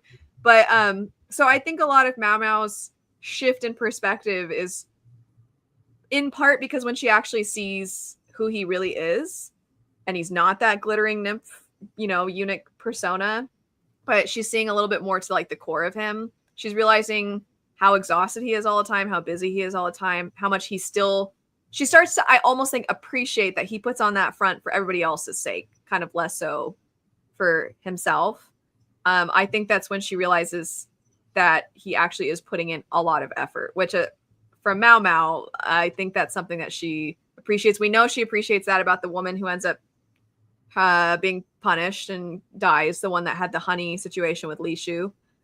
We know she liked that lady because she was really hardworking. And as long as the people aren't forcing her to do work that she doesn't want to do, I think she in general appreciates that. But you actually see too from before, she wants nothing to do with Jinshi. And then when there's the whole part with the people that have come in, the foreign like ambassadors essentially, and when they come to visit and he's so beside himself because he doesn't know what to do to fix this whole, oh, they saw this beautiful moon fairy, Mama does not have to help, but she offers to help in that scenario, which is, I think, the first time she does that. So I think that is a pretty big step for her in the direction of, I want nothing to do with this guy. Let me look at him with disgust, to, oh, he's really trying and he doesn't know what to do and he's at a dead end. Maybe I can help, which is not how she would have approached that situation at all, I think, at the beginning. So, Sarah, now that you so kindly let me give my whole long spiel, what are your thoughts? I think some of it's tied together. Yeah, so because you had told me that, and then I had read more. And so the part that I read right after we had discussed that was Mao Mao's parents' backstory. And since Lacan views everyone as like game pieces, I didn't realize that he initially viewed Mao Mao's mother also as like a game piece, like he couldn't recognize her face. But then once they play this game and he's like, oh my god, she's actually like really good at this and like appreciates the like intellect she puts into that, then he can like see her face. So I thought that was kind of like a parallel to like Mao Mao and Jinshi, because like once Mao Mao kind of recognizes like, oh, he actually is kind of smart and he is doing a lot of work, her perception of him changes, just like how her father's. She actually sees him. Yes. Almost. I really like that. I like that assessment a lot. Well, thank you. Yeah. Sean, hearing all of this, I know you jokingly said yours was going to be straightforward and everything, but do you feel like you agree with some of this? I agree. I mean, I think I definitely agree that like she now respects how much work he does, and I also think like she's especially disgusted by his creepy smile and like weird placating honey voice. But again, like I do think I said it's subtle. It's not like she ever thinks like, man, Jinshi's just the best. You know, like she does. That never happens. So she like, never thinks of Jinshi the way she thinks of Gaoshin. yeah, exactly. So I don't know. It's definitely a positive direction, but it's not one of these. No, I agree. I think that sometimes maybe the fandom collectively wants so bad for them to be together that I don't want to say that anybody is like reading too much into anything. I don't think that. And I wouldn't want to discourage. Like 300 more light novels to go or something. So like there's a lot of time. You know? That's the thing, is I think a lot of this story has a lot of subtlety to it. That's the word you use. It's subtle. And I don't disagree with that at all. And I like that because I think that's more true to how people really are and how changes over time actually can occur, especially when you have a bad impression of someone. And I think when people talk about like enemies to lovers, her and Jinshi aren't enemies, but they might as well be, given how that is so liberally applied to everything these days. But that, I feel like, type of progression for a lot of other stories, it just goes from like the two people think that they're hot, that the other person's hot, but they like hate each other. And then all of a sudden, like their passion just takes over. And then they start to realize like, maybe I actually am totally in love with them. And I think that a lot of us are really tired of that because a lot of times the like passion aspect of things isn't even very believable. I think a lot of people don't like this sort of superficial, it's all because the other person's attractive or attractive to them anyway. It's like we actually like seeing people's thoughts change over time, and we like seeing the way that these sorts of situations can be switched depending on how certain situations play out. But it's not like some big revelation light bulb moment. It does take time. And I think a lot of this is very like intrinsically tied to Mao Mao's trauma with her own family. She's talked about how she doesn't really know how to love. She doesn't even know if she's capable of it. Not that that's what her and Jinshi are at the moment, but she doesn't know how to even really like receive affection and care from other people. And she doesn't know how to deliver that as well, which is why I feel like the Xiaolin ending is so sad, because it's like she realized in that moment everything she'd lost. And I think there's a little bit of, if only she could still have that. And she doesn't even know how to describe her feelings as friendship with Loman. Obviously there's more to that as well. Yeah, that's what I was gonna say, is like she doesn't even really know if she was friends with Lulin, and she also thinks of Xiaolin for a while just like the girl I get gossip from. You know, there's not really, and then eventually she's like, oh, I guess we were friends. You know, so it's like she's not exactly good at you know, picking apart her own feelings about people. Yeah. Christy, does this help? I don't know if that's the part. I think I looked at it. It's a part about Adul and the emperor sharing a wet nurse, but that's not the part that I was looking for. It was the part about Loman, which I will find eventually, like after this, so I'm not like spending the whole show just like rifling through my books.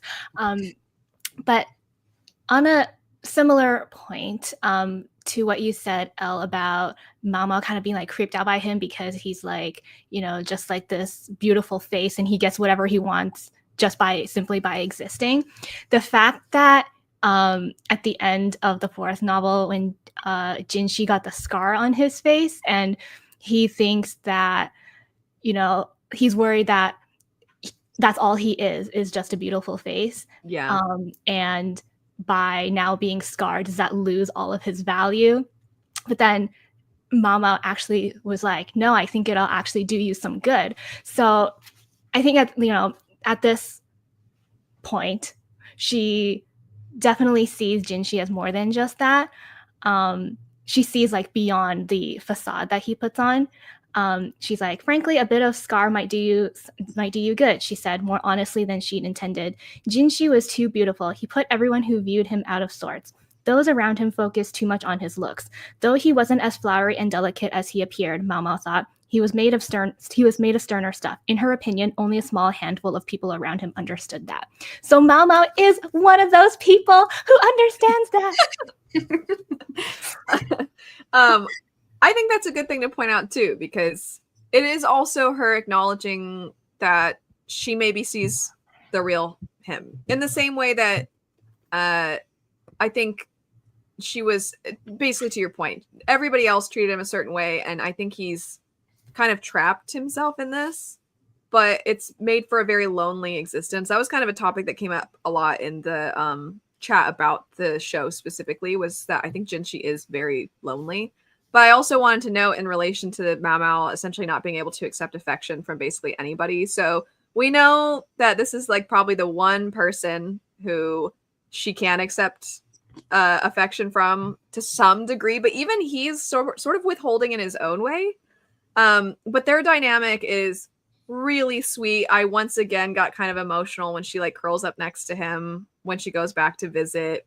I thought that was so sweet. But there's a line, even how she frames her affection for Loman is still through like this pragmatism, because when they have that part around town and Jinshi is surprised because she's like, well, I wanted to take some food back to my old man. And he's like, he seems surprised by that. And she's like, what? And he's like, I just didn't think of you caring about anything besides, medicine and poisons and stuff. And she's all offended. Like, she thinks, how rude. And then her response, though, is, well, who's going to teach me about those things if something happens to him?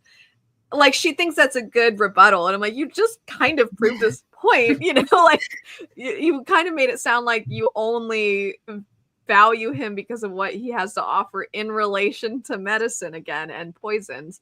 But we know that she loves him. But I think analyzing even how she reacts with him and how she is with him, I think informs us pretty well as to how Mao Mao shows affection, or at the very least shows how she maybe cares about people. Affection's, I think, got a romantic angle to it. And it doesn't always have to be romantic, because like Xiaolin, when she like pats her head, it's like, that's a huge step for her too.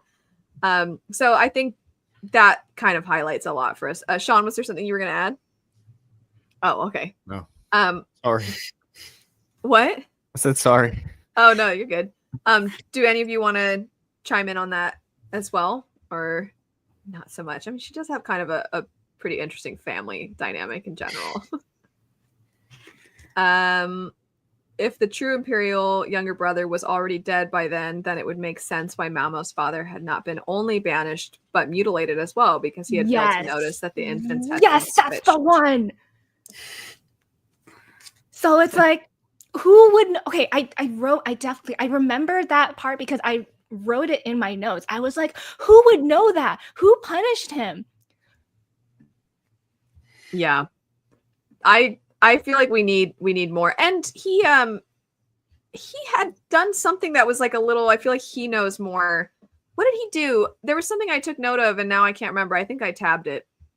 But it mentioned something about that. Well, one, when Mao Mao goes back to work for Jinshi, Loman's like not pleased. When he looks at the contract, he looks upset, but just doesn't say anything. And I'm like, is it that he doesn't want her embroiled in all of their scheming because it resulted in bad things for him? Because he normally just is very calm, but like that's one of the few times he seems not happy about something.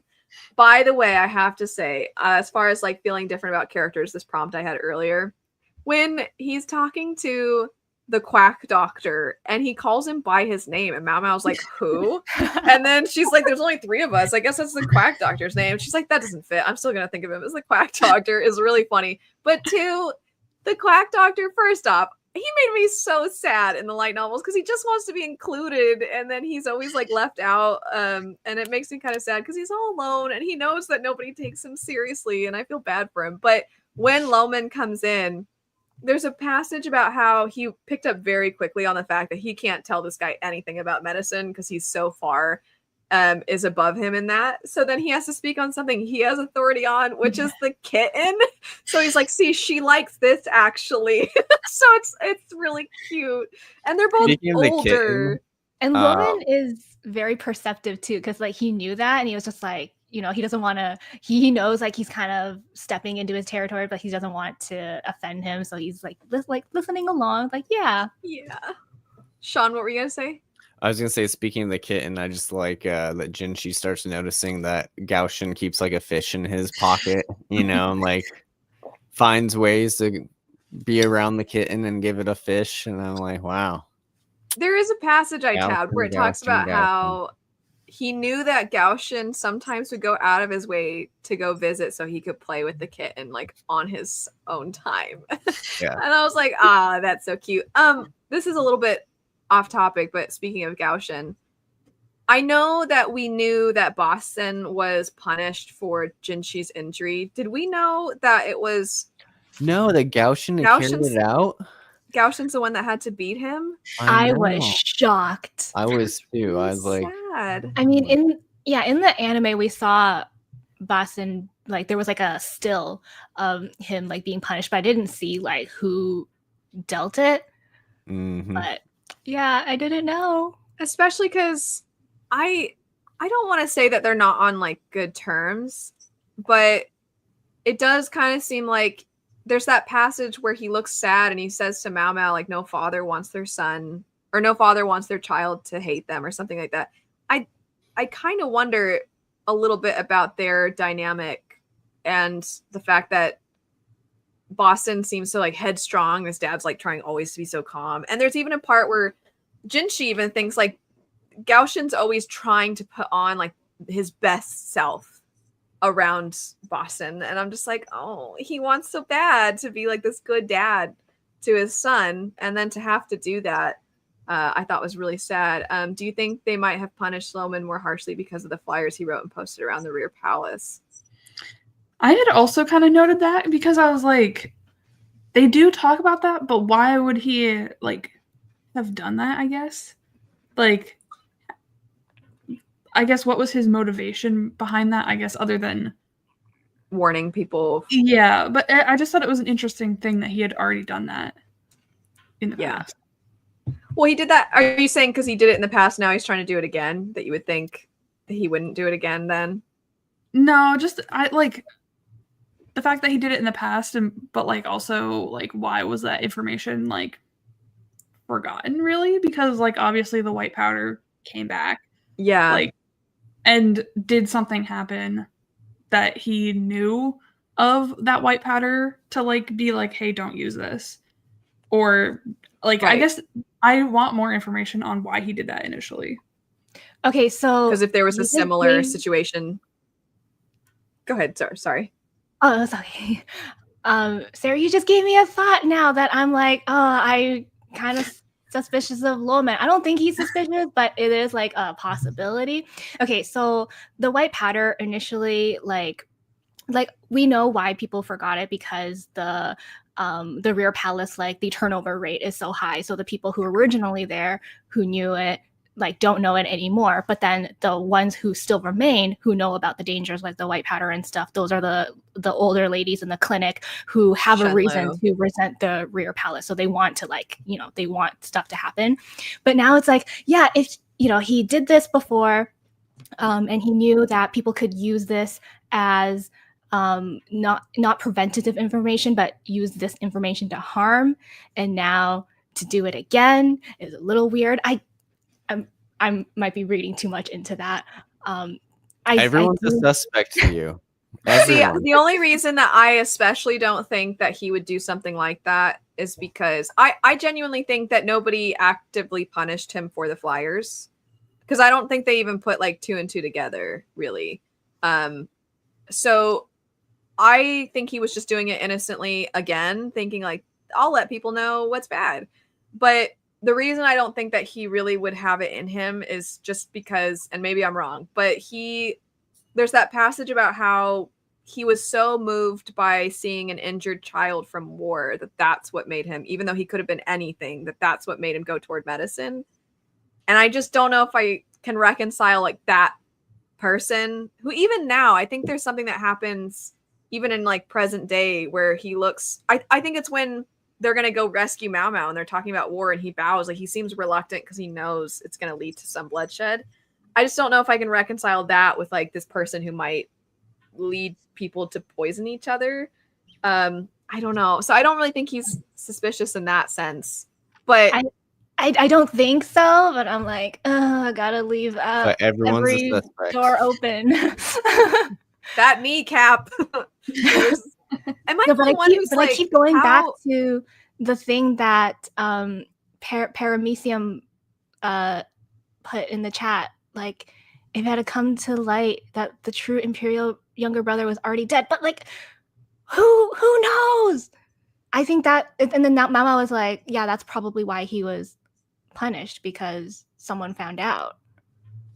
But who? Mama was afraid the flyers were helping people do things he warned about. It just seems weird that he wouldn't have thought apart. Yeah, I think my thought with this is like, I agree that he's normally so brilliant. How could he have not thought about that? I almost think he's so kind-hearted that's why it wouldn't even cross his mind that somebody would use that for harm. Like he genuinely thinks like, let me like tell people so they know. That's my guess. But you're not wrong to think that, because I also kind of thought like, wouldn't he have figured this out? But maybe this is his blind spot. Like he's too nice in how he thinks of other people. Kind of the opposite. I feel like Mao Mao's always like, about everybody, and maybe he's not. You know what I mean? It might be that he's just that innocent. I don't know. Maybe that's foolish of me. What was that, Christine? Oh, there's just still so much mystery surrounding him, like his past and what he studied in the West. Like why, like he must have been so good. Like why did he go to the West? Like who sent him there? And then he was brought into the rear. Like I think it mentioned something about how he like why he was castrated, like he angered the empress or something.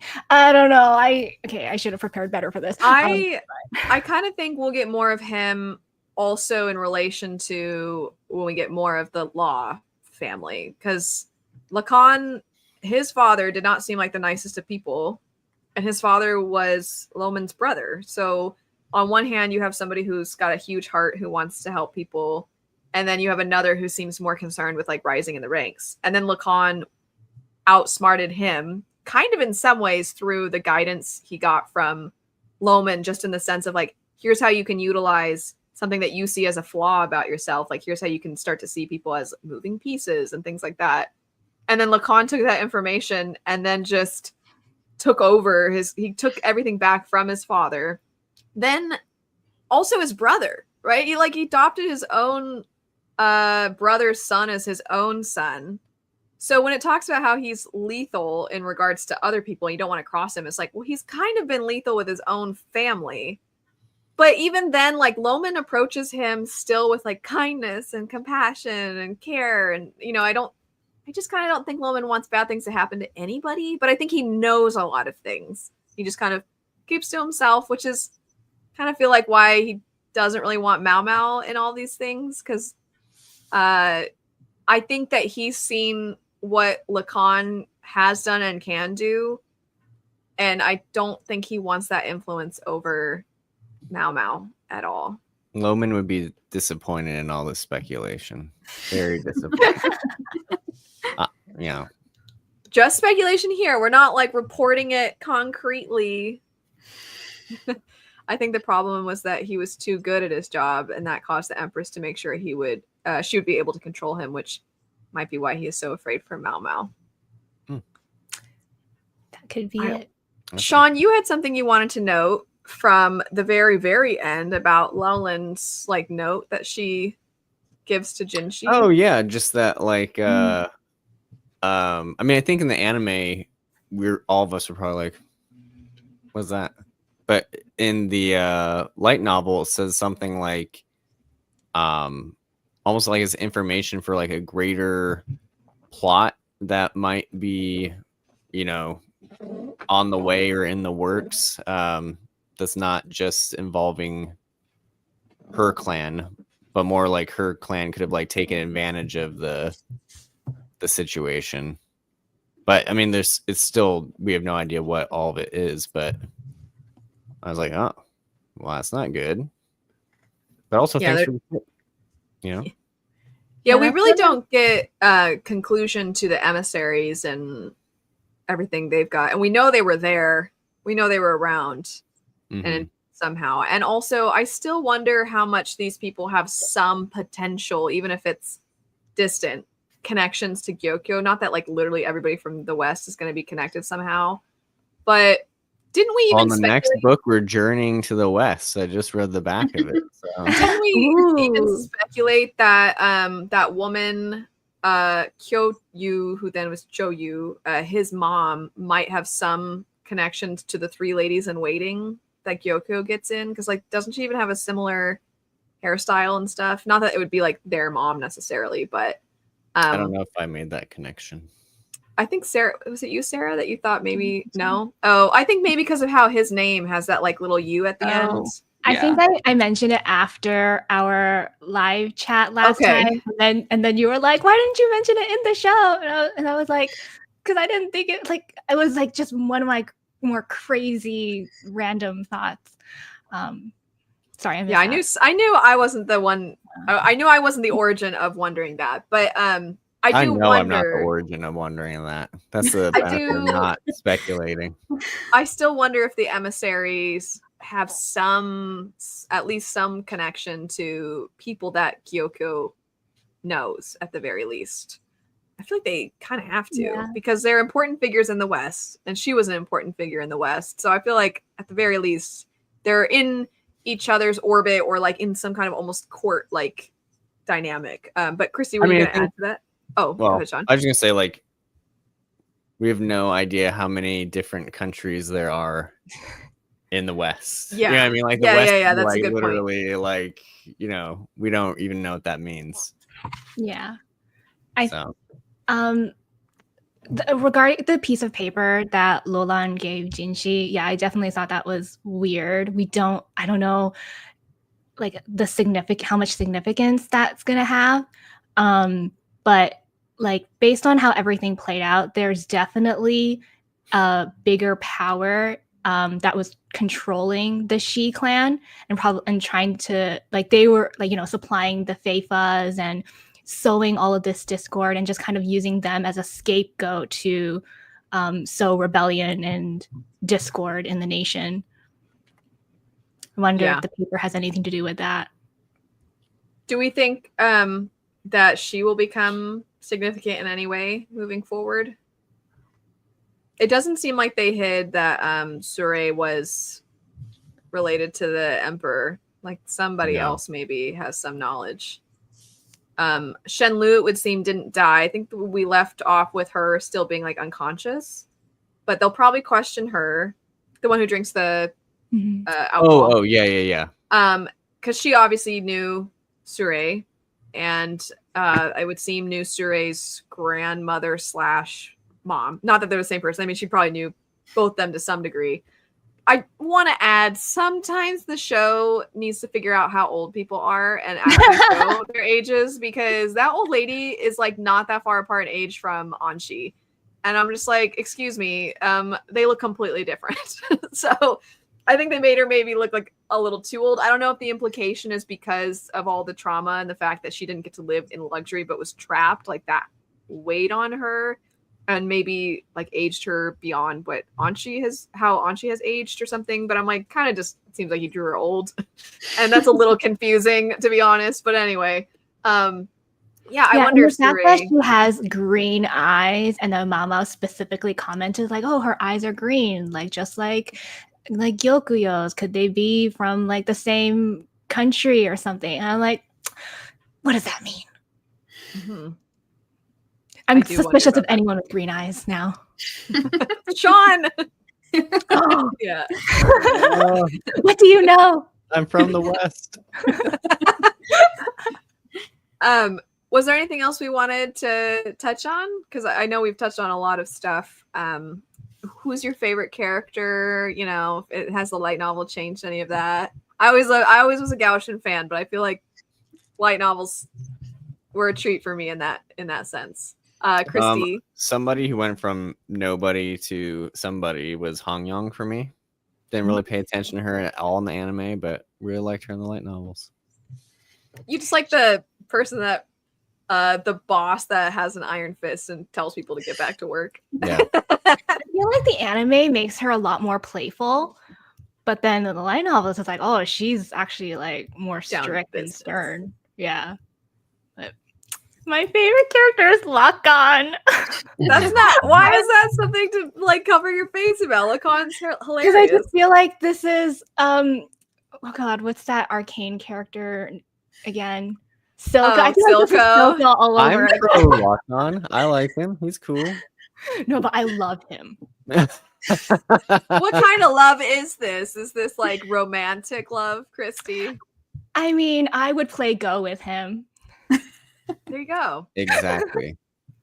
You probably, I don't know, you might want to avoid it because if you don't beat him or even like kind of come close, he's going to be like, what a waste of my time. Yeah. Unless you're really good. Are you really good?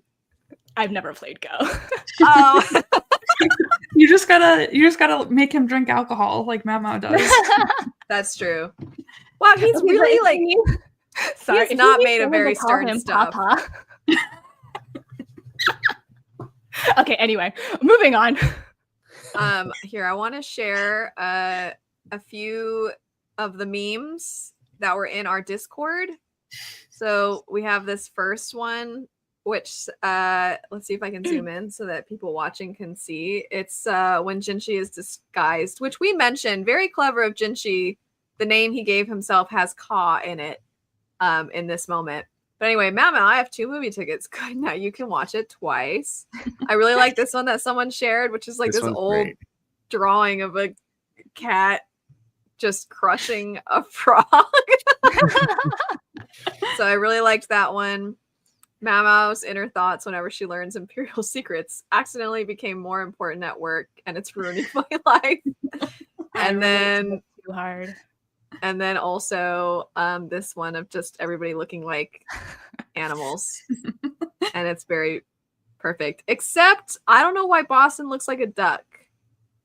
So I wonder if I'm. Well, I think he's a goose, right? Is that a goose? Oh, I think you're right. I think he's a goose.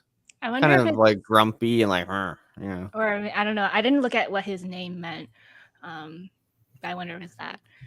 Also, speaking of Lakan, speaking of this person that I brought up, yeah, this person that we weren't talking I mean, he was in the picture, you know. Speaking of Lakan, the whole thing with Mei caught me completely off guard. Yeah, so this is the thing that Sean said he was going to copy from me in the live show. Oh, I forgot. Yes. So when I was dog sitting and Sean and I were apart and we were reading and he got to this section and he said he was going to copy me about this. And I said, no, don't copy me. And he said, well, I'll just say it first. And I was like, I'll take a screenshot and then I'll look at it. But I want to make sure, Chrissy, you go ahead and say your thoughts on the Mei thing. So I don't know if everyone read it the same way I did because I tried to look online to like confirm. And a lot of people have like different interpretations of what that meant, but I'll just like for me personally, I read it like Mei had affection for Lakan, whether it was like romantic love or just like she just had like affection for him. And because she seemed upset that Lakan didn't end up choosing to buy her out. Even though like she gave him, I think she gave him the option to like to let him know that all of the choices available, but she still wanted him to choose her. And then she was upset in the end when he didn't. And then I thought about like, why would Mei feel anything for Lakan? Like, what does she even know about him, right? But then I remembered like Lakan. It talked about how Lakan he's been visiting for like the past 10 years, but he had to like repay his debts and everything. So like it makes sense that he would be interacting with Mei and he probably like remembered her from all those years past, and he also has some kind of like affection for her. Definitely not romantic affection on his part, but yeah, I think he definitely like they have got a kind of connection. And Mei seems to feel like it was her fault somehow. Like if only I hadn't left them alone, then all of these bad things. I don't know if I perceived all of it maybe exactly the same way as you did, in the sense that I don't know if I took it as she was almost sad he didn't choose her. I think she was just kind of emotional about the whole situation. The part though that Sean said, I thought it was interesting that Mao Mao actually wanted Mei to be chosen by Lacan. And I said, I thought that too. It adds an extra layer to the idea that Mao Mao truly is a product of her society and that she thinks about outcome of opportunity more than love and affection. Because I think growing up in the pleasure district, and that is kind of the future for all the women at the Verdigris house, is like, I want to make sure that they have like a comfortable life after this. Love and affection rarely enter the picture. So I think Mao Mao was hoping Mei would be chosen because she thinks like, she's already kind of coming up on like the end of her time that she's the most valuable. And so I think I almost took it as like Mao Mao was more upset than Mei was about all of this. Yeah, that's how I took it as well. I actually didn't think Mei was upset. I thought she was just happy for. So I see when I watched the anime, I thought that too, and also just to that also what you said, Elle, about like Mao Mao and the whole like outcome over love and affection thing, that kind of like also ties back to your point before about Mao Mao not really understanding what love, affection. I know. I really should have taken that point. If only I remembered. So when I watched the anime, that scene, it's like it seemed like she was just like she was crying tears of happiness for Feng Xiang.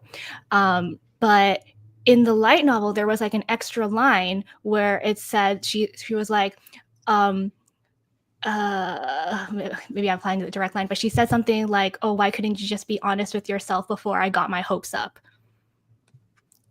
So that made me interpret it like she got her hopes up, hoping that Lakan would choose to buy her out, because she didn't think that like her older sister or whatever still retained any feelings. Yeah. I will add just with Sean saying he wished he had taken it. He said, "Oh, very well said. I'll have to make sure I say that first in the discussion." And then he said, "Just you wait. It'll be the first thing out of my mouth." And I said, "I'll just take a screenshot." And he said, "You wouldn't dare." And then he said, receipts against your own husband. And I said, plagiarism against your own wife. So, and it's not even just that it wasn't the first thing out of your mouth. It's that you totally forgot about it. Yeah, I forgot the whole thing. In fact, it would have been even better if I had forgotten and then somehow is lodged in my brain and it came out organically, and then you would have been like, "You took that from me," and then I would have been like, "No, I didn't. What are you talking about?" That has happened before, where you'll start telling me a news story, and I'm like, "I know, I'm the one that told you that yesterday," and you're like, "I don't think so." I definitely was. What are you talking about? Sarah, did you have something that you were gonna add? Look like you were looking at something. Yeah. Whose side are you on? I'm on your side, Christy. So I was looking back at that because I was pretty sure that Mei was Mama's mother's apprentice. And that's confirmed. I just confirmed that. But also, it says, at that moment, Mei spoke. Master Lakan, he could hear a small smile in her voice. You must know that I have my courtesan's pride. If I am your desire, then I will have no hesitation. So I feel like she's kind of saying, like, pick me when he has, like, his choice. That just reminds me of that TikTok sound, like, pick me, choose me, love me. I don't even know what that's from. I don't either. But I can definitely see that because, like, and I also read the part where she's crying and, like, Lakan doesn't understand it, but he doesn't really care either. I still thought part of the crying was, I know that you're saying this too, like it's a combination of like maybe she wanted something for herself, but also she's overcome with emotion for them too. We don't really get that much of her, so I'll be curious if we get more of the women from the Verdigris house. I really like this. You can also see this behavior while she evaluates Liaku as a potential match, where she intellectualizes the preferences even though a parent only wants love. Yeah. Speaking of which, I love Lee Haku in the light novel. Same. In the anime, I thought he was just like, you know, this dumb himbo, which, you know, admittedly, I love a himbo, but I feel like in the light novel, you see more of his heart. Speaking of his heart, did I kind of thought in the scene at the end with the dead kids, it seemed like more like his idea to take them. You know what I mean? Like, I feel like she's like, oh, yeah, those are dead kids. And then she's like, what are they going to do with them? And he's like, probably burn them. And then he's like, well, I guess starts like covering them. Yeah, he's like, I guess we could go bury them. And then she's like, won't you get in trouble? And he's like, well, if I do, you know, bail me out. And I was like, I guess and again, maybe I misremembered. I thought she more in the anime was pushing to like, you know, bury them, but he was kind of just on it. He was like, he seems more clueless in the anime, like, well, okay, I guess. And in this he's like, okay, and the way that he seems to be like bundling them up and carrying them and stuff, I do think that there was certainly an extra level of it was kind of funny when he's like, oh, I thought I could get them all by myself. This one's heavy. He's like, I need some help in here. Also, I thought more so that Jinshi was maybe the reason why he was you know, picked for some of these things. It makes note of the fact that Gaoshin, I think, is the one that's been seeking him out. So I'm like, Gaoshin's got his fingers in a lot of stuff too. Him and Jinshi, I feel, are a good pair because they're constantly kind of checking all the boxes and seeing what can be helpful to them. But Gaoshin especially seems like, who can we have involved in our side of things to help us out? And I think he spotted Liaku right away as like, this guy, we need to get this guy involved, especially because I think he has such a soft spot for Zhao Mao, you know, that if Zhao Mao approves, which, speaking of, there's a line where it says something like, Mao, despite Liaku's personality, she couldn't help but kind of like him, something like that, which is pretty blunt for Mao because she doesn't really think of people like that. So it kind of seems, and I've wondered this before, Mao always seems slightly more comfortable viewing people from a sibling sort of way. I think she can accept that sort of affection, or even in herself, she can accept that maybe she likes certain people. Because I think Gaoshin reminds her a little of Loman to some degree. And I think Xiaolen, certainly, I think there is this, like, Mao had a lot of, you know, older sisters. And so I think that she has been around that enough that she's familiar with it. And that's kind of manifesting in how she treats Xiaolen. And I even think she thinks to herself, like, oh, I wonder if this is what it's like to have a little sister. Mm-hmm. And I've noted before that I think she is a little more comfortable around women, just simply because the fact that she was around the women of the Verdigris house, and usually men were like these threats. It's the whole reason why she put the freckles on her face and tried to seem unappealing. But I think Liaku's sort of an exception because we've all clocked they have like a funny brother-sister vibe to them. And I think that the reason he's an exception is just because, one, he's already kind of got the stamp of approval from her sister, which I think goes a big way. But then also, given that it's more of a sibling dynamic, I think she's sort of like adopted that in more comfortably. It's all the other kinds of odd dynamics, especially I think the one that's the most challenging for her is like a mother, a maternal figure. I think she has no idea how to process that, which we see when she thinks about Laolin, when she's talking about Shenmei, who's the worst. So I think that it'll be interesting to see how that plays out as well.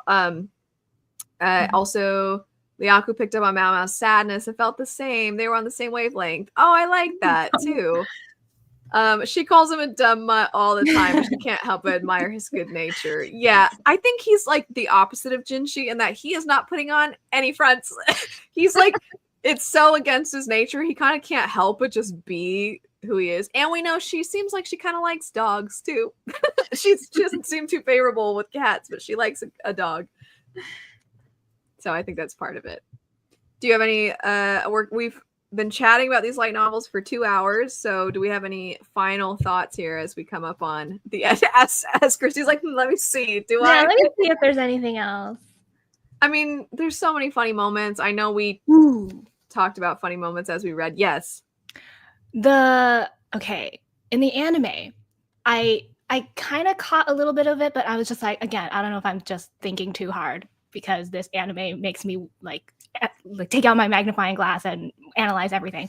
But when they were talking about the previous apothecary who was trying to do that in like that immortality concoction for Lady Shenmei, and then they're like, oh yeah, she can replace the previous one who died, and then Mama was like, what previous guy? How did he die? They said that in the anime. I was just like, okay, that's kind of a weird detail to focus on, but whatever. But then in the light novel, it goes into more. And yeah, she's like, she'd been told that he died trying one of his own concoctions. It almost made sense. And then it didn't. Mao crossed her arms and decided to let the subject lie for the time being. First of all, do you think he tried to do the resurrection? Yeah. First of all, every time we know she kind of just like brushes a topic under the rug, we know it's gonna come back later. We know like it's a thing, right? But then yeah, if he was working on the resurrection potion, he probably died, and like he took his own potion and died, and probably I don't know if this was a thing. I don't know what his role was. He was the doctor who left with Suri's mom when Suri's mom was a baby. Yeah. Which I was shocked. I was like, what? We didn't get any of that in the anime. Yeah. Will you all remind me? So we know that Suri's mom that Shisho took her as his wife. The doctor previously, they said it was his. The emperor wouldn't officially recognize her, so the official story was that Suide's mom. Aren't we talking about the grandmother? I think we're talking about the grandmother, not her mom. The official story was that Taiho got impregnated by the doctor. Yeah, and the doctor left with the child, who's the mom. Yeah, so he's her adopted grandfather. Yes. But then he died. Yeah. But then he died. It makes sense. But I was just the way we were saying mom, I was like, it kind of made it sound like he had been married to Surei's mom, and that wasn't the situation. It was her grandmother, and he was like Yes. So I wonder also, because I feel like there's a lot of connections in how he had been treated and how Loman's been treated. So I was curious. And there's like a lot of parallels in the light novels between Surrey and Mao Mao. Like they make a point to showcase they're very similar in a lot of ways. So I do wonder if some of those are meant to kind of show how Surrey and Mao Mao are really kind of like the same person in a different environment. What would happen? Foil, if you will. What would happen if Mao Mao had been in different setting? How would she have turned out? Would she have been a lot like Surrey? And we know both of them actually have connections to powerful people in their bloodlines. Obviously, Surrey is the granddaughter of the emperor, the previous emperor. And Mao Mao is basically like the Lacan princess, you know, the law princess, not Lacan. Well, she is Lacan's princess based off of how he acts with her. But we both, I think there's a lot of parallels in their characters, and I think intentionally so, to kind of have this juxtaposition between the two. So I'll be curious if, I think you're onto something there. I think that person is going to probably show up at some point. There's a part that I can't find that was about him, I'm pretty sure. That was like talking about him, and then that was like, but that's a story for a different time. And I was like, yes, interesting. There was that too, but I don't remember where it is. It kind of seems like another. Oh, perfect. The former emperor was a fool of a man and had completely failed to understand the effect this choice would have on his daughter, getting Shisho to marry his daughter. Suire's mother died of illness soon after, and Suire was taken in by the former rear palace physician. That man would later be hired and brought to this very fortress to create an elixir of immortality. But that's another story. So there's always another secret. Yes. Yay. And on that note, what a great place to leave. I cannot wait to keep going with these light novels. And I also am pretty sure I'm going to read these so much slower because of the fact that we don't have any, well, Sarah kind of, but the rest of us, we don't really have any information. So, and also I'll be curious, tying this back to what we said at the beginning for you, Christy, since you don't have the things to imagine, if this will be a more positive, I don't know, we'll see, but I can't wait to read these next 4 and see where things go and get more information and theorize some more, because there's a lot to get through. Thanks, of course. Oh, yes. I'm excited to not have to keep any more secrets about what I really don't know. How far did you get to before? I was like 20% into volume 9. So. Oh, okay. So you just basically. Was there anything in that first part that's a big reveal, or do you feel like? I don't think so. Okay, so we're basically finally gonna have you free. You can finally theorize with us. Yes. Yay. Yeah. Perfect. You don't have to worry about seeming like you know nothing because you actually know too much. Well, this was a delight, and it was so fun to get to read. We'll have to come up with a schedule for sprints for these next ones, and Christy will be in Japan for a little bit, so we probably won't have sprints for a little bit unless we do it with 3 of us, and Christy is just, it's sans Christy. We'll see. But this was, if you do sprints at the usual time, it'll be, I could still join, you know, because it'll be Japan 12-hour difference. You could, but wouldn't you rather go like explore Japan? I don't know if you want to be locked inside. Oh, that's okay. It was you'll get to see plenty of silliness throughout. But thanks everybody who joined. It's been really fun reading through these. And as noted, we will probably have some sprints before our next live show in October. Poor Sean has had to really get this reading in on top of other obligations he's had. So thanks, Sean, for pushing through. And thanks everybody for joining. It was great. And we'll see you all later. Bye.